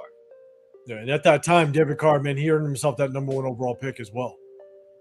Just Houston did him dirty, and we don't want the same thing to happen. And you never know. That's what most of us have played football. I think most people in the chat, you've played football at some level, right? And I'll be dead honest. I'll kind of put myself out there. You ready for this? So I told Severe I was an emergency quarterback. For 2 games. Won those 2 games, damn it. So I don't want to hear nothing. But that's neither here nor there. I felt what it was like to stand in the pocket and get hit from a guy. He was 6'6", 272 pounds defensive end. My right tackle completely missed him. I dropped back to pass. I threw the ball, sat in the pocket, and this guy hit me so hard. I'm not a big guy. Right? I'm 5'11". I'm not a big guy. He hit me so hard, I damn near did a backflip, and I bit through my tongue. My mouth was bleeding and everything. I mean, hit me so hard, I went out the screen of the game film. And I'll tell you right now, I don't care how mentally tough you are. And luckily enough, I went up, I played the rest of the game. But if you know you're going to get hit like that day in and day out, when your offensive line sucks, like it will take a mental toll on you. And so I could care less how mentally strong you are. I could care less how tough you are. If you feel like you're just a tackling dummy for guys that are 6'4", 6'5", 270 pounds on a 17-week basis, that's gonna play That's gonna play mind games with you. Yeah. And so, like, just keep that in mind. Yeah. 805 got hit by Alvin Mack from the program. You ain't lying. The guy that hit me, he was actually a former edge rusher for USC. He was on the 49er practice squad and got hurt. Yeah. When he got hurt, recovered, he came back down and played for a team to kind of recover, and he ended up getting picked up by the Houston Texans, shockingly enough. And he was a baller, but yeah, I was basically just a hitting dummy. What up, Dre? What's going on, man? Jeff, you're saying, are any guys coming out to New York for the Jets game? I was considering. I'll probably be out there. You're gonna go to the Jets game? I'm not sure. I was looking at tickets. Tickets are pretty cheap. I was gonna go out to New York, at least to tailgate. I got some buddies out in. They're not in New York. They're in Connecticut. They're from New York, but they live in Connecticut now. So I will probably go out there for sure to tailgate and probably like link up with them as well. But I'll be out there. Man, okay. Because I'm like on the fence. Hopefully the wife can watch it. I already told her about New Orleans. She's Orleans, yeah. Nah, I wasn't expecting anybody else to go to New York. I know that's. She looked at me. She goes, "You on Bourbon Street with those guys?" See, that's look, Mrs. 805. If you're there, I need 805 to keep me in check. He's the person that's going to keep me in check. All right, he's the moderating force. You can't live me out there with me and just Chris. That's not going to be. That'd be good. I'm still trying to convince. I won't know for a little bit still. I'm still trying to convince. But if you're going out to the Jets, then maybe I might do that. If I can't make New Orleans, I might do New York. I was already planning on it. I do it. We'll see though. We'll see how it works out. And because I'm going to be at the home opener, then I'm going to go to SoFi. Then New Orleans, which the wallet's going to suffer after that. We'll see. We'll see how it works out. But if I can't do New Orleans, I'm definitely going to be looking at New York for that Jets game. JC saying, but I like football that dominates the run game, have an efficient passing game, dominant defense. Yeah, hey, you definitely not a bad way to win football games. Joey, what do you think is more likely? Mendoza becomes a top 10 quarterback, or Essie Jets become a top 5 running back? Mendoza by leaps and bounds. Mendoza by leaps and bounds. I think so, and I think both. I just don't see a world where, and it's not to say that we won't find success if Mendoza's not a top 10 quarterback. Like Mendoza could be like a 14-3 quarterback, but we just won games differently. I just don't know if Ashton Jeter would be a top 5 running back. I just don't. Because I think that 8 through like 14-ish quarterback range, it fluctuates so greatly. Like 2 years ago, Jalen Hurts was top 10 quarterback, right? Like it CJ Stroud 2 years ago, top 10 quarterback. So it fluctuates so greatly where he can sneak himself into that mix and be considered a top 10 guy. You're a top 5 running back. Like those guys are producing like numbers. Not look at Jameer and Saquon wasn't even top 5 technically statistically last year. Bijan, Kyron Williams, like it's a guy, it's some Derrick Henry, it's some guys out there. it's some guys out there that are some dogs, and I just don't think Ashton Genty is a dog. I think he's a good player. I think he has an opportunity to be a productive NFL player, but to be considered top 5, I think you have to be like 1,500 plus yards rushing, which is what all the top 5 guys did last year. Correct me if I'm wrong on that. And like 14, I think 1,400 or something like that was like the lowest guy, like a 1,398 by somebody. So somewhere in that range. And I don't know if Ashton Genty is going to do that. I'm with you. And I see the comments, Coach, since you just back up, emergency quarterback, road time for your career. All right. Hey, no. Starting safety, okay? All my years, at least after high school, college, starting safety. That's why you're out there burning the IE, Coach. It's like keep that nonsense Genty bias in the IE, all right? Burn your ass, switch your ass out there. So that's why. Get an AC, so you're not sweating that night. Starting safety, but the only reason, okay, Coach, this is directly at you. I'm looking at you saying this. The only reason why I was emergency quarterback is I could throw the football, I can run, and I was smart. God damn it, I knew what to do just to win the football game. 2 wins, 2-0. Quarterback, get the hell out of here, Coach. Any running back that puts diapers on his dogs, I can't trust. Oh my God, can't trust you. All right. You put diapers on your dog, I can't trust you, brother. I'm sorry. I cannot trust you. Can't trust him. Jesus Christ. All right. I see the comments. All right. Emergency quarterback. Yeah, that's the last time I tell that story. Probably not. But, all right. Hey, look. Our quarterbacks, they just got hurt. It is what it is. We had 3 on the roster. 2 were hurt. Last one got hurt. Hey, I was emergency. I rocked it. I ran in. I ran the floor. All right. Next up. Guys, do me a favor. Hit the like button, subscribe button if you want to get included in the chat. I'm 805 Raider, Real Talk Raider Nation. Got the Severe Raider over here. I'm 805 Raider, Real Talk Raider Nation. And Chris Pick Show podcast. If after this, go over our guy, Chris Pick Show podcast. We'll be back with this next week. Go hit him up after. Next up, let us know, guys. The Kobe Dean, Jamal McCoy are no shows at OTA. Is there a concern? I know our guy, Mike McCoy, assistant head coach, he came up on here.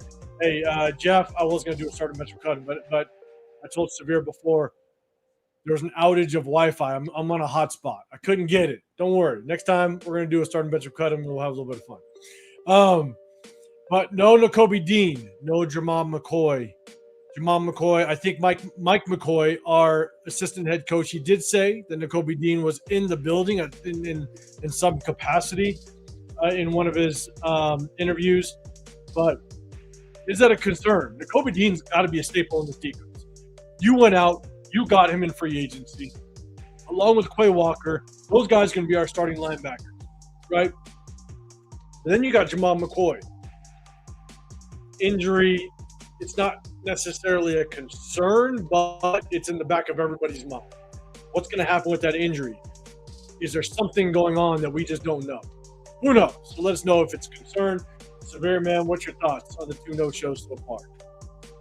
Yeah, I mean, I've heard that Nakobe Dean is, you said Mike McCoy said he's in the building. That does worry me about Nakobe Dean because part of what has kind of hampered his career thus far in the NFL has been injuries. When Nakobe Dean is healthy, he's a dog. But he's rarely been healthy. So if he's kind of banged up already, that will be a major concern for me. Jamal McCoy, my assumption is that they're just playing it safe with him. I think they're really going to monitor what he does very closely and not expose him to any more than he can handle.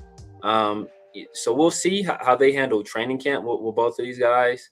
I think that will be the telltale sign. I for sure doubt if Jamal McCoy participates in joint practices. We'll see if Nakobe Dean does.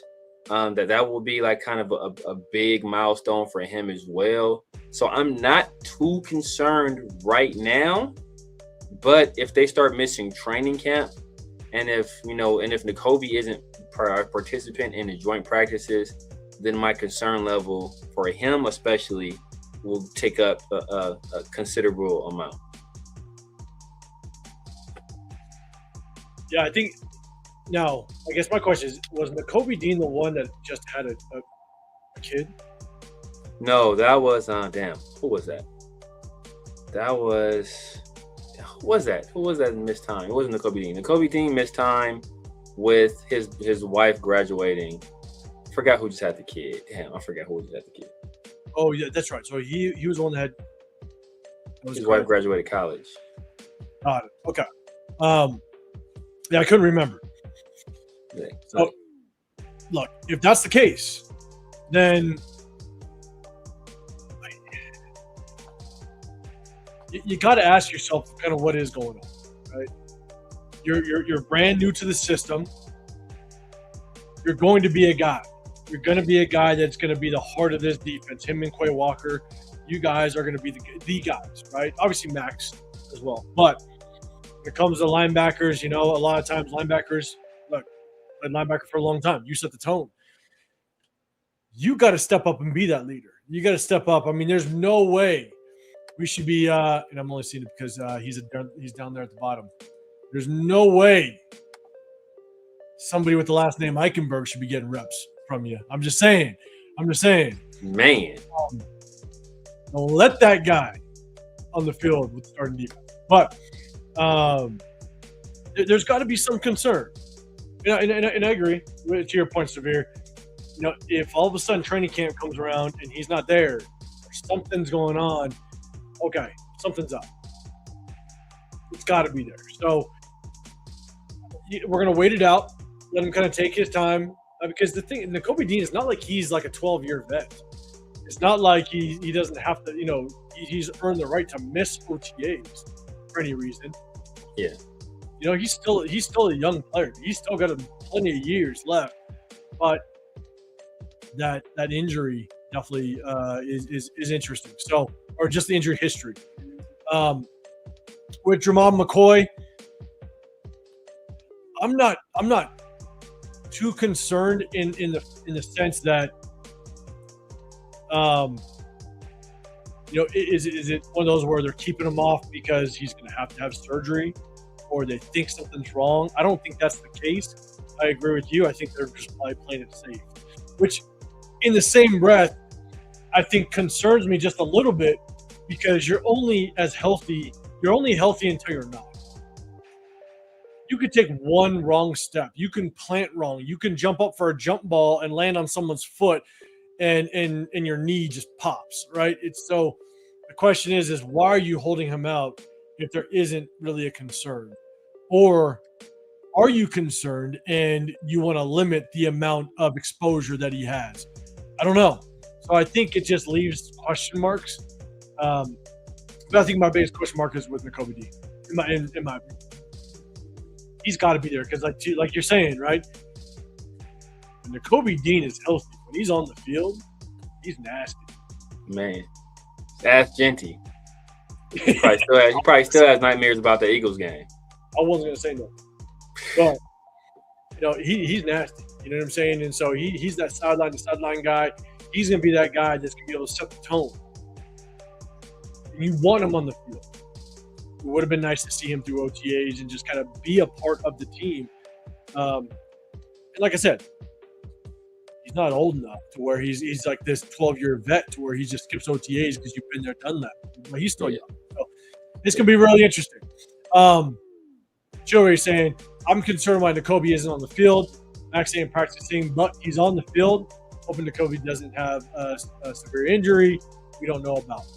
Let's hope not. Yeah. Because I would have assumed, because they haven't really done it. So, because they haven't put him on any, non-football injury list. So, if it happened, with him doing his own personal workout, I think they would put him on some kind of exempt list. He hasn't really been participating. So, it couldn't have happened during, any organized team stuff, right? Whether that be the OTAs or mini camps or anything like that. So, I don't know what could possibly be going on. And anything else I would have assumed would have come up during his physical, which would have, probably voided the deal. So I don't. Physicals can void deal. Exactly. Well, we've been down that road before. So I don't know what it could be. I really don't. I really don't know what it could be unless the Raiders are just being extremely cautious. Because, like I said, I don't think they put him on any exemption list yet, and that would be like one of the first things you would do if you were expecting the guy to be out for an extended period of time. So it's curious right now. Like I said, I'm just taking a wait and see approach to kind of see if he progresses, enough to be able to participate during training camp. If he start missing training camp, I think that's where the kind of concerns would start to, like I said, I start to have a lot more concern at that point. Yeah. But one thing I will say is that I think they were asking some of the beat writers who have been the most impressive players thus far in training camp or mini camps, some guys that stuck out. One of the guys that got mentioned was Hezekiah Massis. I think Traydon Stoops got mentioned. And who else got mentioned? Cody Lindenberg. You know who didn't get mentioned? Didn't get mentioned? I'm saying, but I'm saying. I'm not saying, but I'm saying. Who are you not saying? Who are you not saying? I'm not saying, but I'm saying. We're not saying. I'm just gonna leave. We're gonna leave the screen the way it is for just a quick moment. Just a quick moment. Maybe Cody Lindenberg, my guy, Minnesota, straight out of Minnesota. Now, is Spillane signed anywhere? I don't think Spillane's signed anywhere, and I don't think Roberts is anywhere. Spillane isn't back with the Patriots? I don't know. I don't know what his contract will look like. Maybe he is. I don't think Landon. I don't think is anywhere. Just a backup. Home setter. Right. You know what I'm saying? Like, he could be a backup in front of somebody that is kind of again, we'll just hold the screen the way it is. He could be a backup in front of somebody. I don't know who. Yeah. I don't know who. I'll do it. I pull the trigger. We'll see. Coach, remember, just punch our faces. That's great. Joe Ray told me he's gonna start at least 5 games. Kobe Dean's gonna miss at least 7 games. Man, I hope not. Man. All right, Big John. Hey, you get out of here. Appreciate you. Appreciate you, guy. Big John has a business meeting with Pete Carroll coming up. He's gotta go run and take care. He's a business venture with Pete. He's gonna sabotage Kubiak. All right, so hey, it's a good segue, real quick. Because Severe, you mentioned some players that are kind of popping out. Obviously, we all know we're in shorts, no shells, nothing like that, non-contact, and so everybody kind of looks good. But there's going to be some position group battles, both offensive and defense. We'll start on the defensive side. Chat, let us know what your thoughts are. What position group battles on the defense are you really looking forward to watching as training camp kind of kicks off here, kind of going into July? Let me know what you're looking forward to, because we already kind of get a little bit of a hint. Now, day 2 was all about the backups. Day 2 was about the second, third stringers. I think it was Q, Myers, as well as Vinny Bonsignore. They came out and they talked about day 2 of OTAs, and I think a lot of the starters, a lot of the veterans kind of sat out. So it was a lot about the younger players and the backup, stuff like that, getting some rotation. But they did say, and there has been reports, that Hezekiah Massis is definitely battling with Darian Porter. And so that's going to be interesting. Eric Stokes, I think they brought him back with the intention of him starting and possibly being one of those spots. Again, we talked about Jamal McCoy. We'll see just kind of how that plays out. But until we see him on the field, I think we all can say there's a good chance Eric Stokes could be a starter on this team, depending on how it plays out. But opposite, Hezekiah Massis and Darian Porter, man, looks like there's going to be a little bit of a battle. I kind of have my take on it. Chat, let me know what your thoughts are with just the position battles on the defensive side. But Samir, what's your thoughts, man? Darian Porter, Hezekiah Massis.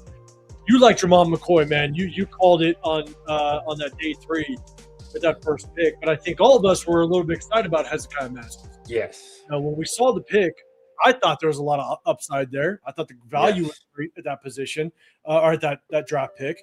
I know you were excited about it. Chris was as well. I know shout out to our guy, Dante, Gridiron Apex. He liked the pick as well. Yeah. Man, do you think there's a chance that he kind of takes over and gets in front of that Darian Porter, even though he was a third-round draft pick last year. Oh, yeah, I think there's a chance, and we talk about just fit. Darian Porter was drafted really to play that like cover 3 style cornerback position, and that kind of what fits him best. The Knicks argue. I think there's like 71 to 40 something right now. That bad? Yeah, they getting like 71 to 46 or something like that. They getting ran. It's in the second quarter too. But Darren Porter was drafted to play that position, and we all know that there was a learning curve there. He hadn't played the cornerback position in a long time. He's already an older prospect as well coming into the league. I think he came into the league like 24. So he had limited playing time at the position. Older prospect, a steep learning curve. What he had was a great attitude, a great athletic profile, and we were hoping that, hey, we can train him and coach him up and get him ready to play. But now that this is a new regime, new defense coordinator, new head coach, they may not have him in their plans at cornerback 2. And if Jermont McCoy is healthy and ready to go, he is the most talented corner on our team. He still probably slots in at corner 2 just because Eric Stokes and his he has the veteran status. So he'll probably still likely be the number 1 guy, no matter what. But Jermont McCoy would be the best talent or best corner on our team in terms of talented. But Hezekiah Masses, man, that dude is a sleeper. And I think why he failed, because I don't think he tested well. I don't think he ran well. But that guy, he's tall for the position, long arms. He played at Cal, so people kind of question his competition. But he played a lot of ball production. He's not afraid to get his nose dirty in the run game. I think he can, I think he can just really come in immediately and make an impact and play like from day one. And whereas he doesn't have the same kind of learning curve that Darian Porter has. So if he comes out and he shows out, and like I said, he's one of the players that the beat writers, they were asked specifically who are some guys outside of Mendoza and Genty and Bowers who have looked good. Hezekiah Masses was one of the names that wanted to play. And they didn't say like rookie or veterans. They just said just people who look good, period. Hezekiah Masses was one of the people that were singled out. I think only 5 people got named. I forget everybody. Like I said, it was Masses, Stooks, and Lindenberg. I forget who the other 2 were. So he's out there. He's doing the job on the field. And I'm eager to kind of see how that translates in the training camp and what he does during the joint practices as well. Because, like I said, if he goes and preseason too, right? If he goes out and he just keeps checking these boxes and completing these steps, he's going to be the CB2 on this team if Jermont McCoy isn't ready to go. Lauby was the other one. Yes. Oh my God. Yeah, Lauby. Yes. That's why I saw that. I just saw that. Okay. So Sacktown, you're saying D-line, O-line when the pads come on. Yeah, man, it's going to be exciting to watch. I'm with you on that. Chura QB2 or cornerback 2 spot. Not a good look for Porter or Richardson. Yeah, I think Richardson's kind of it's a moot point at this stage. Richardson, I think he's on his way out. Armando, what's going on, man? Appreciate you rocking with us. So Chill Race was one of the standouts. Was he? I didn't. He was one of the names. He was one of the names. Let's say it was 5. It was Lauby. It was Stooks. It was Lindenberg, and it was Masses. And I want to say it was one more. I forgot who the other one was. I want to say it was one more. So how does Lauby stand out, right? As a running back, it's like so. Again, you guys know. I can see it. But like, you guys know, 2 years ago, because we didn't address the linebacker position early, there was one linebacker still left on the board that I wanted, which was Cody Lindenberg. Yeah. And it's again because I think just watching his game, I think he had special teams value. Yeah. And you get special teams value in the 7th round, I do it in a heartbeat, right? But I also know, you being playing linebacker for as long as I did, when you don't have pads on, flashing as a linebacker doesn't mean nothing. I'm sorry. Like you saying Cody Lindenberg is flashing with no pads on, whatever. Okay, that just means that you're athletic. Cool. We already know that because you're a good special teams player. How do you flash as a running back? Unless the only way that I could say is maybe you're doing really good on one-on-ones and passing routes. Yeah, that's been my assumption. Just like the way he's moving out there, catching the ball, looking fast, looking shifty. That's the only thing I can think of. Like I said, running backs, they're true value, and linebackers to some extent, right? Like you gotta like linebackers, same thing. You can kind of see how they move in coverage. They're looking fast. They're making the right reads, diagnosing stuff. You can kind of see that a little bit, but you kind of don't know until you actually start making contact. Same thing with the running back. You aren't really going to know until you start like having some kind of physicality there. So it's easy for a guy like him to look impressive out there because really can't touch him. And he's an athletic, shifty guy. He did some stuff in college. Now I always forget. Was it Rhode Island? Rhode Island was it? He did some stuff in college. I think he had a game where he had like 200 yards receiving. Like he's had some, and it was against some pretty good comp too. So he's had some games where he put up some pretty big production. So like it wouldn't surprise me in a situation where it's non-contact for him to look pretty good. Yeah, and I'm not comparing the two, but that was I loved it when we would do spring practice as well as kind of training camp kind of leading up when you didn't have pads, right? Because as again, going kind of through high school, but even after high school, moving to the safety position, you couldn't be as physical without pads, right? But you knew who looked good prior to pads being on, you're going to target the shit out of them. They thought their shiftiness was good, right? You might beat me off the line when I can't jam you 5 yards off the ball, stuff like that. But I knew once pads come on, this is just my asshole days. Okay, it's no longer anymore. Chat, stop. I would cheap shot you one time just to wake your ass up. I swear.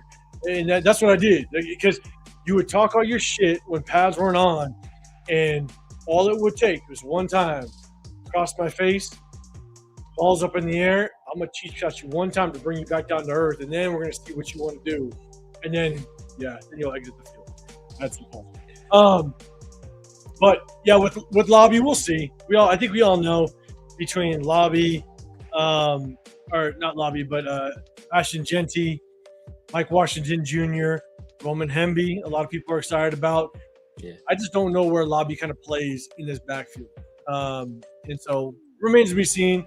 Maybe he can be some sort of special teams guy, maybe in the return game, if he kind of shows some value there, but we'll see.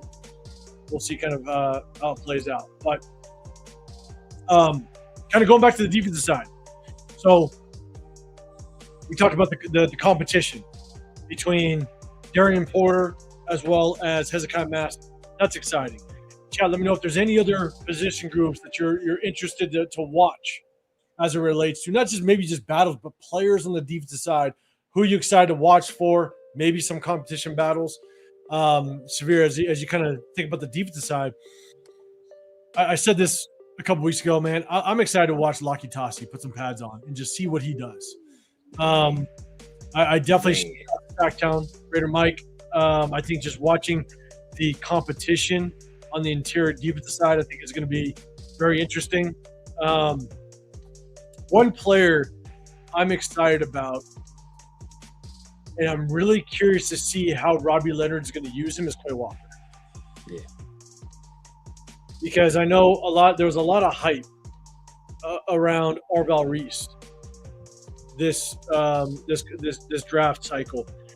And I said, man, like Quay Walker could be that guy that can line up anywhere on the football field. And it could be that Micah Parsons, but almost just more versatile, where he can play off-ball linebacker, but then you can play more of like an over or under front and walk him up on the line of scrimmage and blitz him off the edge. Like you can be so creative with Quay Walker. I hope that Robbie Leonard does that. And he can be that guy.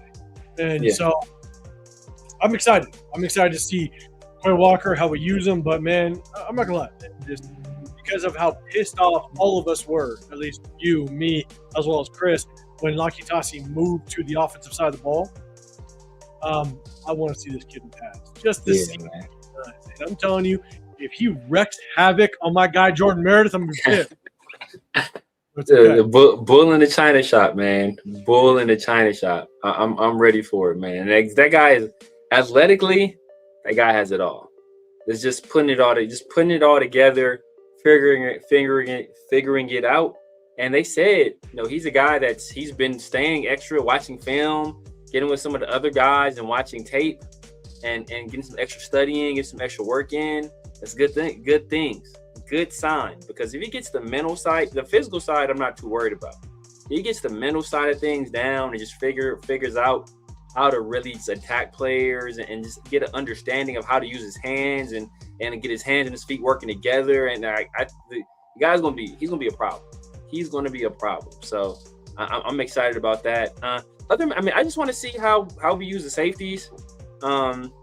I know we've been kind of interchanging Stooks and Chin, and if we walk one down as a nickel, the other guy is kind of being the free safety or the deep safety. I'm assuming they're going to probably do some inverted stuff with those guys as well, where they drop them, they line them up and then they invert them. I'm sure they're going to play some games with that as well.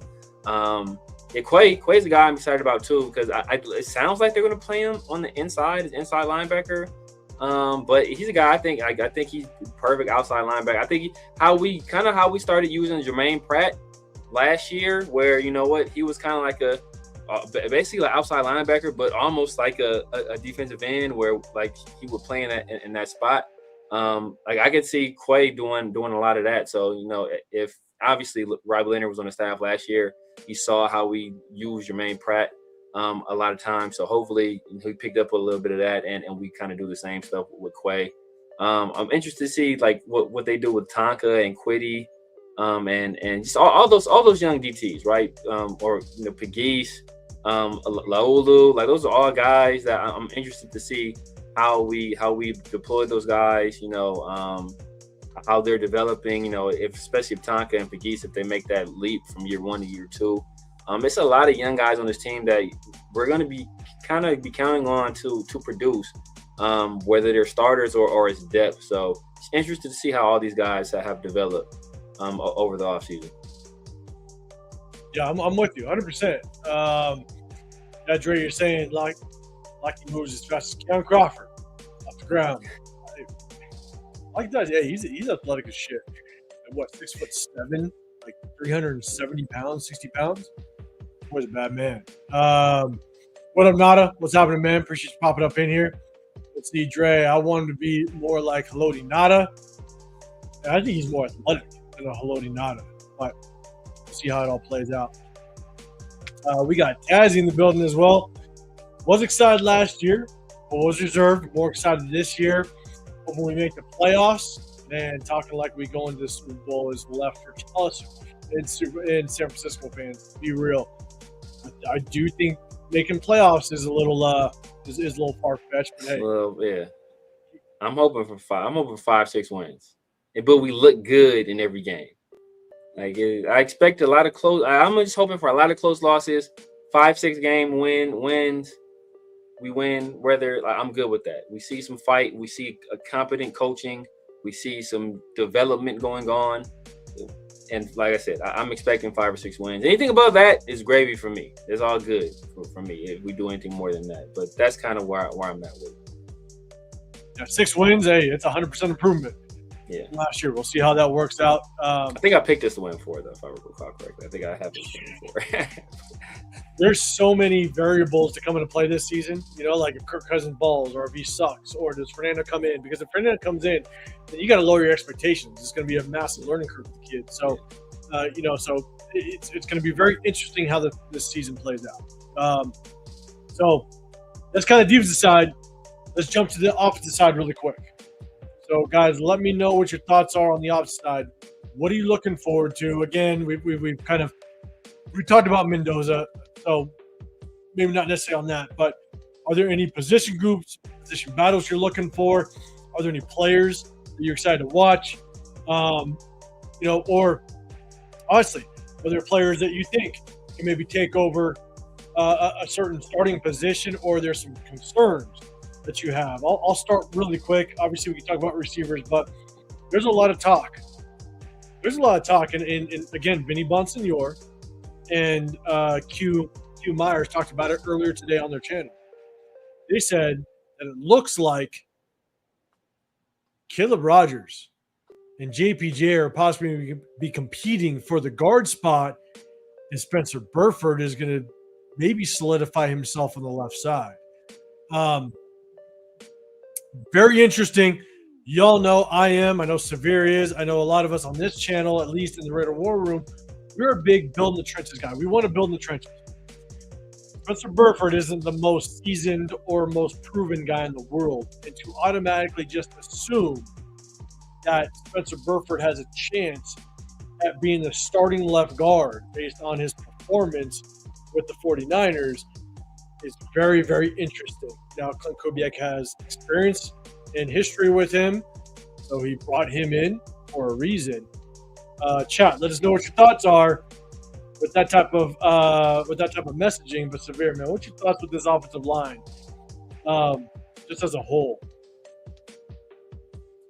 Yeah, man, that is it's unfortunate. If it seems like we're doing the same thing we did last year.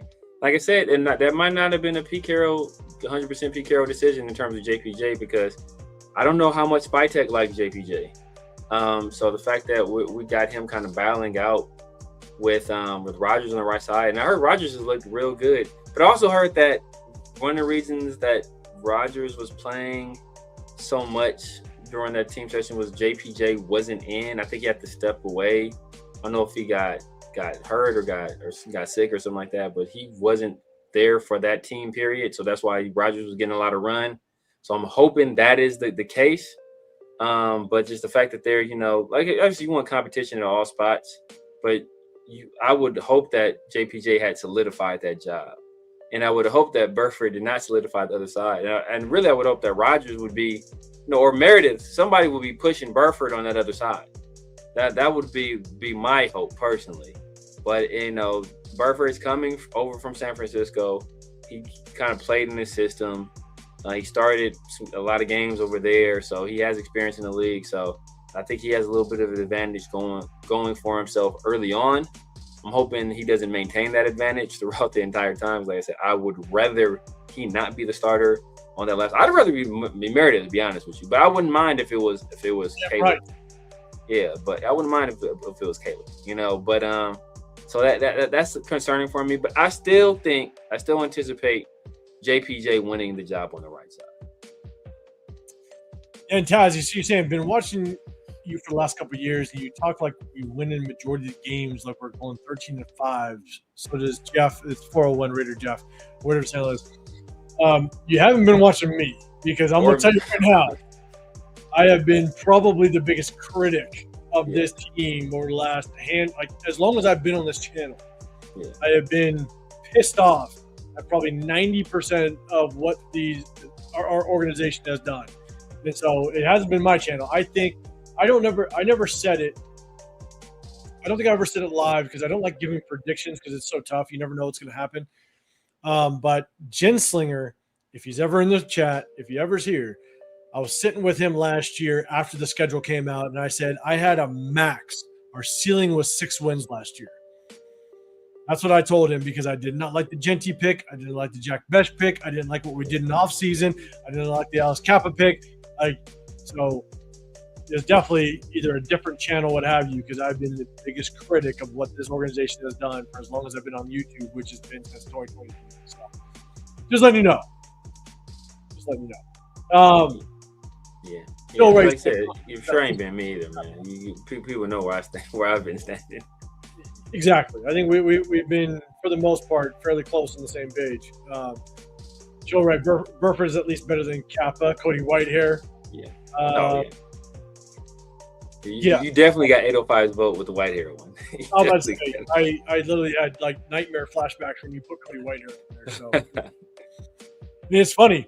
Cody Whitehair was literally the sole reason why I was so high on Jordan Meredith that offseason.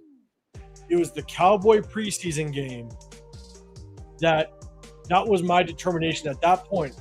It's documented. I have it on my channel. Once we played the Cowboys 3 seasons ago against a preseason game when I saw Jordan Meredith, I was like, holy shit, this guy needs to start over Cody Whitehair. He has to. And I wasn't saying that Jordan Meredith was going to be the answer. It was just what I saw. I thought that he had the skill set to be much better than Cody Whitehair because it's the preseason. You just don't know how. Like, you're going against second, third stringers. Cody Whitehair or Jordan Meredith was an undrafted free agent, so you just don't know how they're going to produce in the regular season. But I was confident as shit that Jordan Meredith was going to be hands down better than Cody Whitehair. So that's when I became kind of just the advocate for Jordan Meredith. But yes, Chill Ray, please don't ever say Cody Whitehair's name again. It just flashbacks, nightmares. But for me, I think I'll talk about the offensive line first. John Spytek has now had 2 seasons to get this offensive line right. It's time for him to get it right. This offensive line better be top 10, and there's no excuses at this point. Outside of some crazy major injuries across the board, you better be top 10. You've had 2 free agencies, you've had 2 drafts to get this right, and you drafted a number 6 overall running back, which means you better have prioritized this offensive line. So how this plays out, like I'm a big Jordan Meredith guy. I think Jordan Meredith can slot in and be a good guard for us, without question. But you got Caleb Rogers, JPJ. As much as he's not part of your draft class, JPJ was a Tom Telesco guy. But I do think we can get some good play out of JPJ. You brought in Tyler Linderbaum.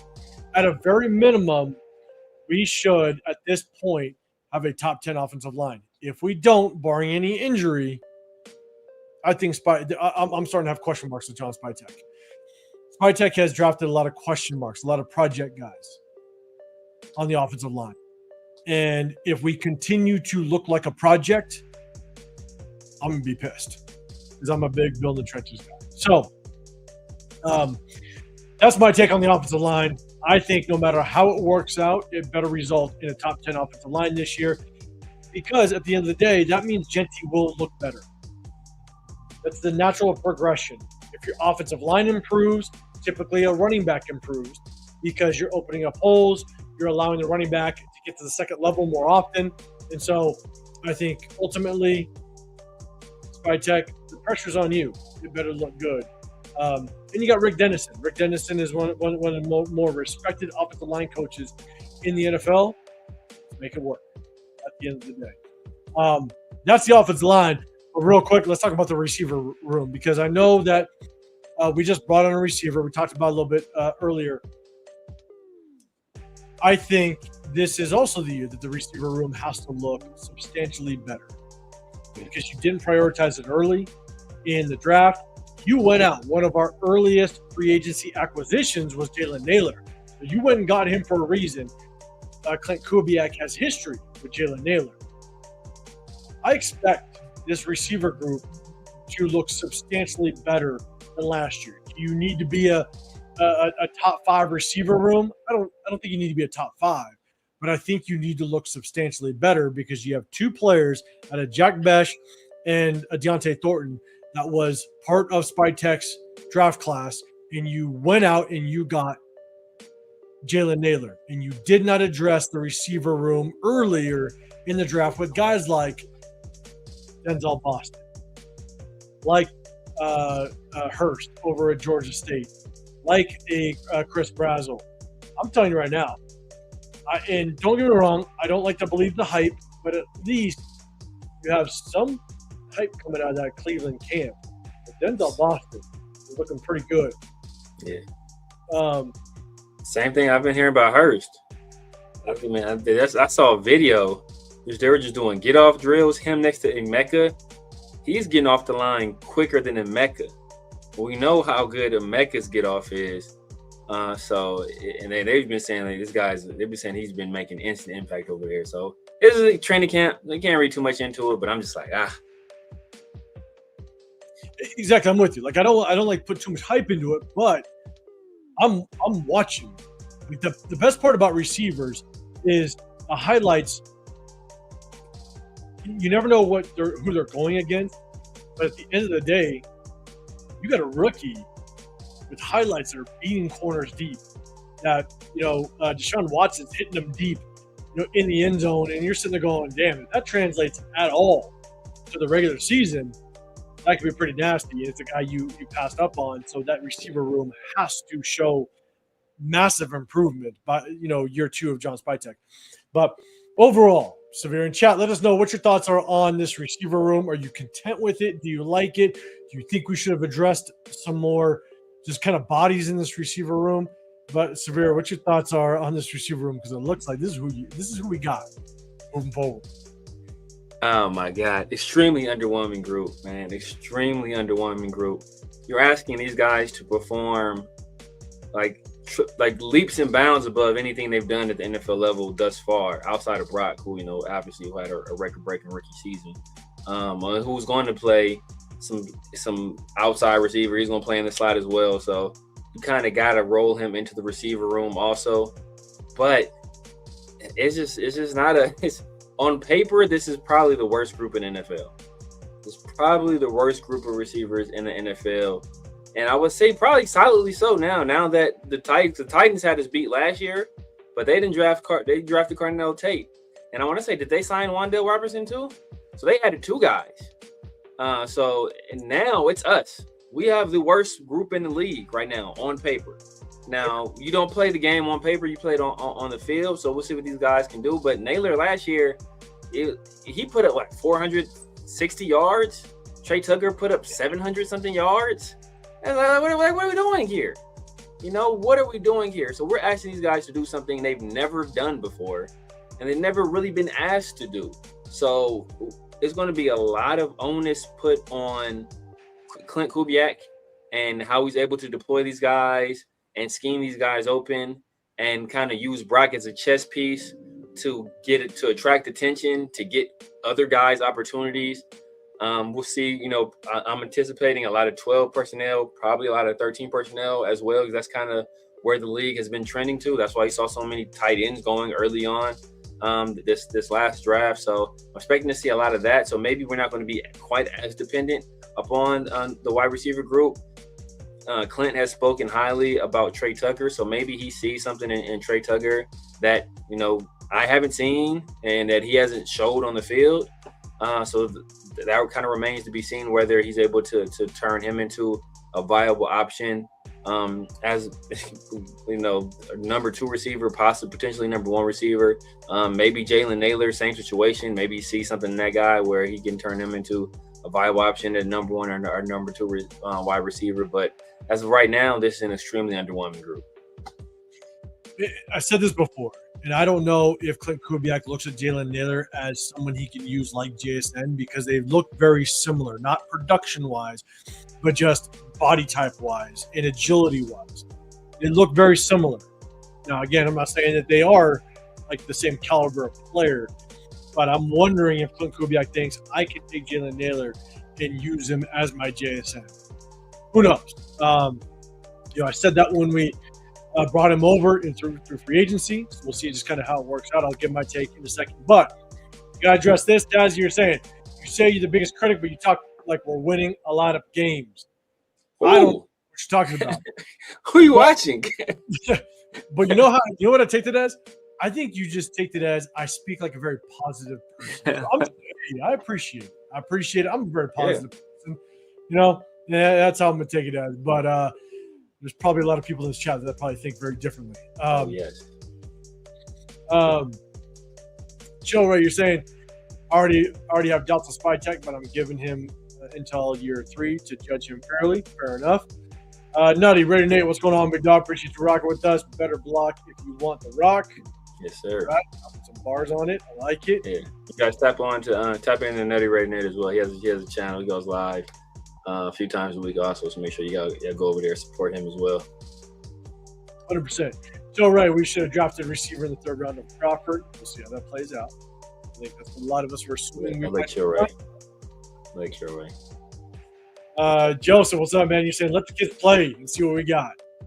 That's all we can do right now. Well, yeah, at this point, that's gonna got out options. And Nutty Raider Nation, run the ball. Man, we are going to run the ball. I just hope that we can play complementary football. That's my biggest hope, is that open up the run. You got to be able to threat the pass, but also in order to threat the pass, you got to be able to run the ball. So it's all about balance. And if you look at what Clint Kubiak did in Seattle, they were run heavy, but they did a really good job of balancing out with the pass. And in order for it to be effective, obviously the receivers got to get separation, and you got to be able to execute properly. So let's just hope we got the guys in the room in order to do it. Sure, right, Jeremiah Smith, with that Auburn receiver, transferred to Texas in next year's draft. A lot of people are talking about Jeremiah Smith. Yeah.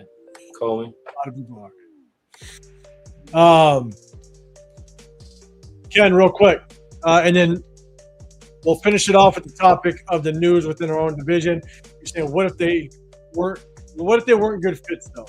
Vegas isn't for everyone. You can just draft the best players because they might go crazy in Vegas. Research on the person's background counts, especially for Vegas. I don't deny it. Like we're not in the interview room. Like we don't have access to their complete background. So I'm 100% with you. Like that has to take into consideration. Like I'm a big Sorsby guy. Exactly. Is great in Vegas. but look, I think I don't want to understate, Vegas as a city, because obviously, there's tremendous amount of temptation in Las Vegas, but you're a professional athlete with millions of dollars. Like you can find your way in, like we talked about Sorsby. Sorsby was doing this in Indiana as the backup quarterback. He was getting in that kind of trouble there. So if you want to get in trouble, you'll find a way to get yourself into some trouble. And like I don't want to cast aspersions on any of these guys, because like as far as I know, like Georgia is a state where you can do a lot of stuff out there. Like Tampa Bay, Florida. Tampa Bay is not that crazy of a city, but like we don't. I haven't heard any of these guys having any character concern. So for us to make the assumption that or even speculate that maybe they weren't fits for Vegas, like that's hard for me to say when none of that stuff had come out previously. If it's a guy like if you say a Jalen Carter, maybe a guy like that who has had some red flags, or Sorsby, or when he was coming out in the past, what's my Josh Rosen? He's my quarterback at UCLA. I kind of knew he's not a guy that you want to run the trust with millions of dollars in the NFL. Like if it's some red flags prior to them coming to the NFL, okay, I can understand that. But none of these guys had any of that stuff. So I just think, I just don't think we've done a good job of, outside of Brock Bowers, adding talent at the skill positions on offense on this team. And and until we do so, we're going to likely struggle on offense unless Mendoza turns into something that I don't know if he can become. And I think that's tough because we don't know what we don't know when it comes to personality wise, and when players that we like go elsewhere and they thrive, we just sit there and go, we're just not evaluating for players properly. I mean, and yeah, they may not be a scheme fit or what have you at times, but we constantly pass up on players that find themselves thriving elsewhere, and you just sit there and go, damn, this ultimately needs to work out. It has to. Yeah. But we pass up on players that thrive elsewhere, and it puts just a bitter taste in our mouths when the draft season comes. Like if it was Justin Blackman or Josh Gordon, all right, you got me there. But like I haven't heard nothing about these guys being bad. That's what I'm saying. I haven't heard anything about these guys having bad character. And Hugh Jackson, he spoke extremely highly of a guy like Ted Hurst and said he's a guy that's ready, he takes ball seriously. They threw everything they could at him, and he was prepared, and he was able to take tough coaching and take a heavy workload and everything. So like when I hear that from a guy that's coached for a long time in the NFL, coached at USC, is a program that's notorious for guys getting into some trouble. Like I hear Ted Hurst is a guy that's kind of above all of that. I take that really seriously. Yeah, and Jeff, I'm going to kind of get back to this question in a second, but Ken, I'm going to address this real quick. You said, but there's nothing to do in Cleveland. Players can just focus on ball. In Vegas, I don't know, man. Some players I might go wild. So if you remember, what's our guy's name that had the DUI, killed somebody in Cleveland? Ended up coming back and playing. Played for the Patriots. Dante Stallworth?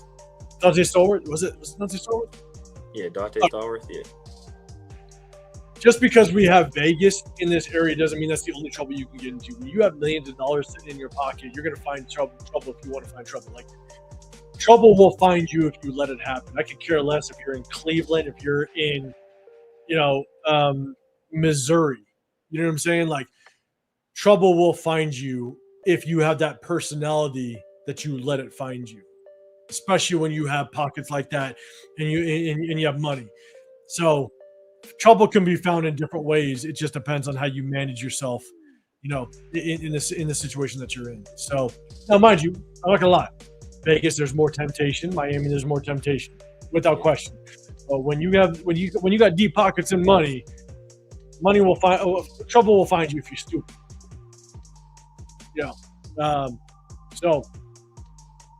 But kind of going back to it, Jeffrey's saying, why are people not talking more about Connor Hayward? I think it's just because it remains to be seen just kind of how we're truly going to use him. Yes, he's a fullback. Fullbacks are, is he more just a short yardage fullback?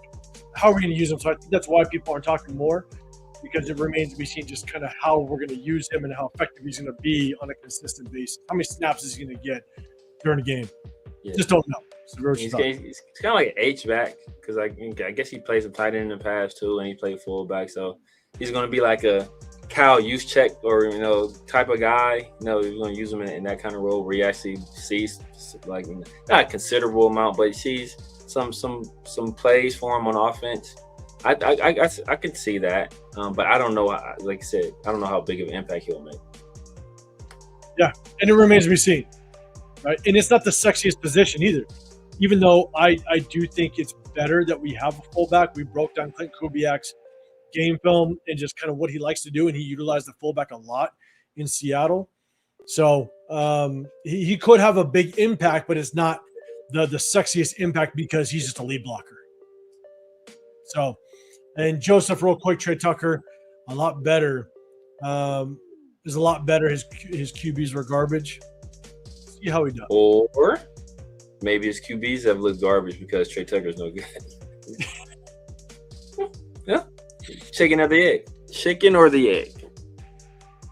True. I think we all knew earlier in his career, rookie second year, like he was shaky on catching the football. But I think we all can agree that because of just how horrible our receiver group was, in a sense that we were just letting guys leave, then all of a sudden guys get hurt. He was just played out of position. So we'll just see just kind of how he does in a true slot position, where I think all of us, that's kind of where he belongs. He's not a number one. He's not a true number two. He's got to be in that slot, more gadget guy, where he's got that two-way go and can kind of get all over the field. So we'll see how. He uses speed to his advantage. Yeah. All right, man, real quick. Shout out to you, big dog. Hey, no worries. Hey, it's the off season. Everybody's got everything to do. We only hit you guys on Wednesday now. When the news starts flowing and things get active, we're going to come back to our regular Sundays as well. If you guys don't know, we break down game film during the season. Definitely check in for that. So, shout out to you, man. Hey, I hope everything goes well with your mom. I just read it.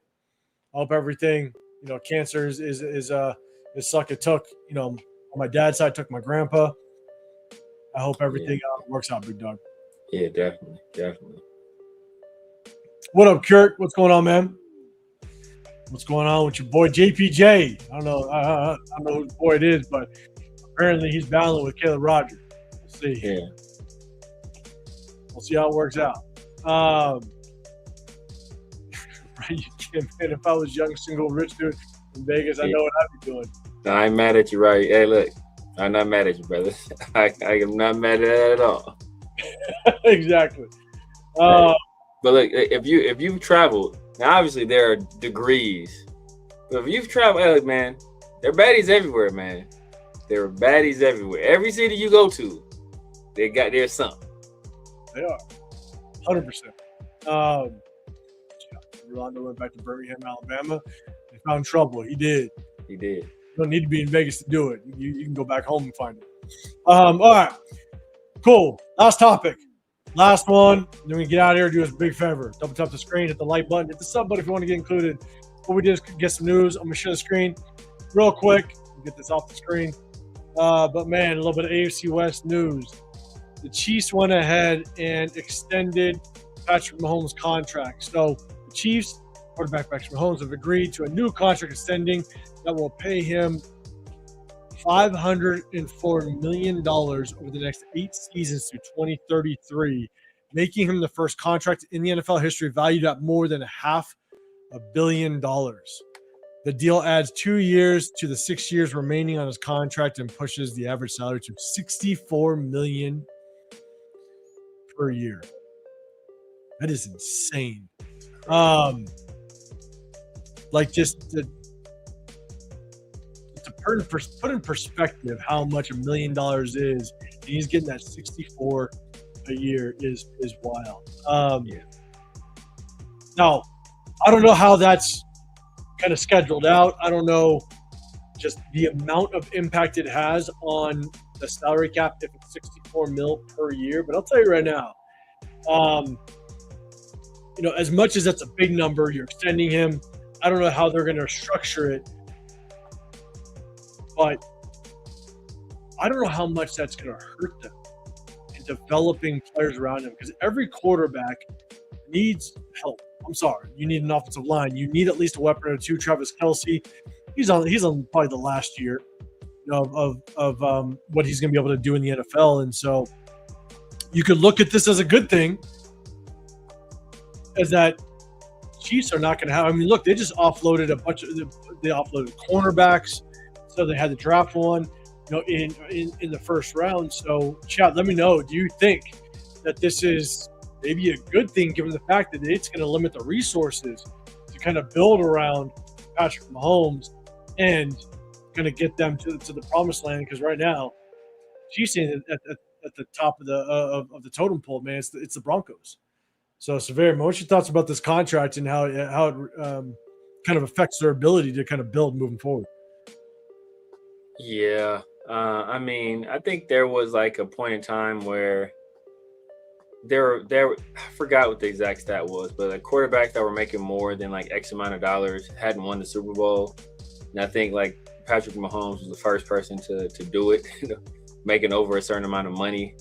I know just about every Super Bowl he's played in, he's had the less talented roster, and he's basically been the person that's been the driving force behind them winning. When you're as good as he is, you can kind of overcome some of the talent shortcomings. Now as he starts to get older, does his effectiveness wane a little bit? That remains to be seen. But he's the best quarterback in the league.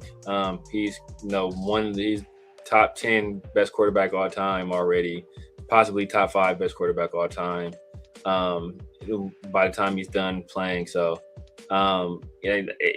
We have to deal with him for the foreseeable future, and we already this is kind of foregone conclusion. We knew he wasn't going anywhere. We'd rather not have to deal with him personally. I'd rather not have to see him.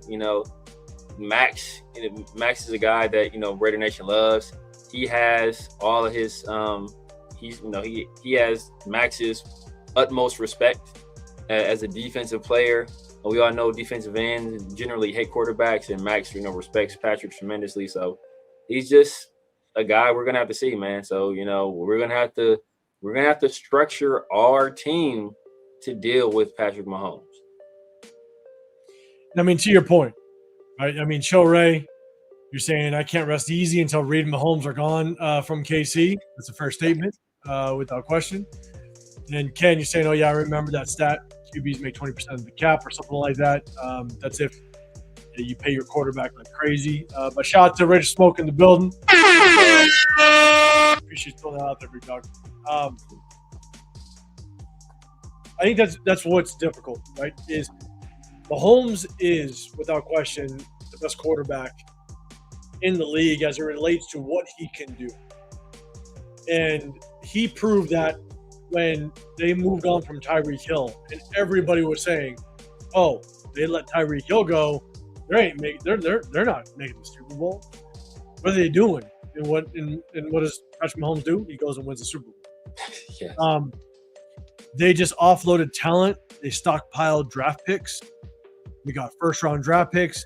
I think what they're going to do is they're going to beef up that offensive line. They're going to protect Patrick Mahomes. And if you can let Patrick Mahomes stand back there, clean in the pocket, he's one of the best quarterbacks, if not the best quarterback in the league that's going to be able to pick you apart. Yeah. Doesn't matter what talent he has to throw to. Like, look at Rashid Rice. If you took Rashid Rice and put him on like a bottom 15 team, Rashid Rice would not be anybody in the league. Exactly. So I think Patrick Mahomes is like the epitome in the example of he makes everybody else around him better. And so I don't know if it kind of hurts them, because I think even though they're paying him, and watch, that's what the extension is today. That's what the contract looks like today. Watch in 4 years, they're going to restructure it and free up a shit ton of draft capital. Exactly.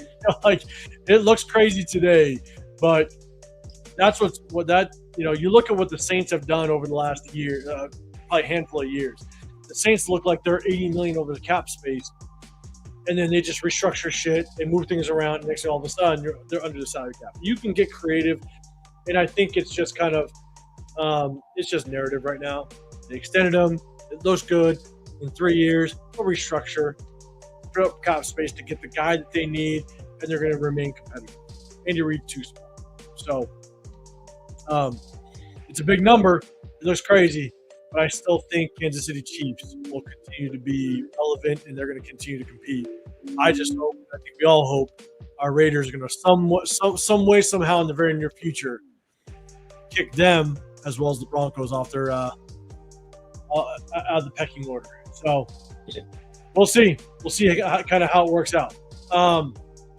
Ken, when we become good, our division will be like the NFC West, just an arms race, and every team a beast. Yeah. I mean, our division's already like the NFC West. It's just we're the Cardinals. Exactly. All right, cool. All right, hey, look, we'll go back up to the big screen. We appreciate y'all. We actually went through quite a bit of topics.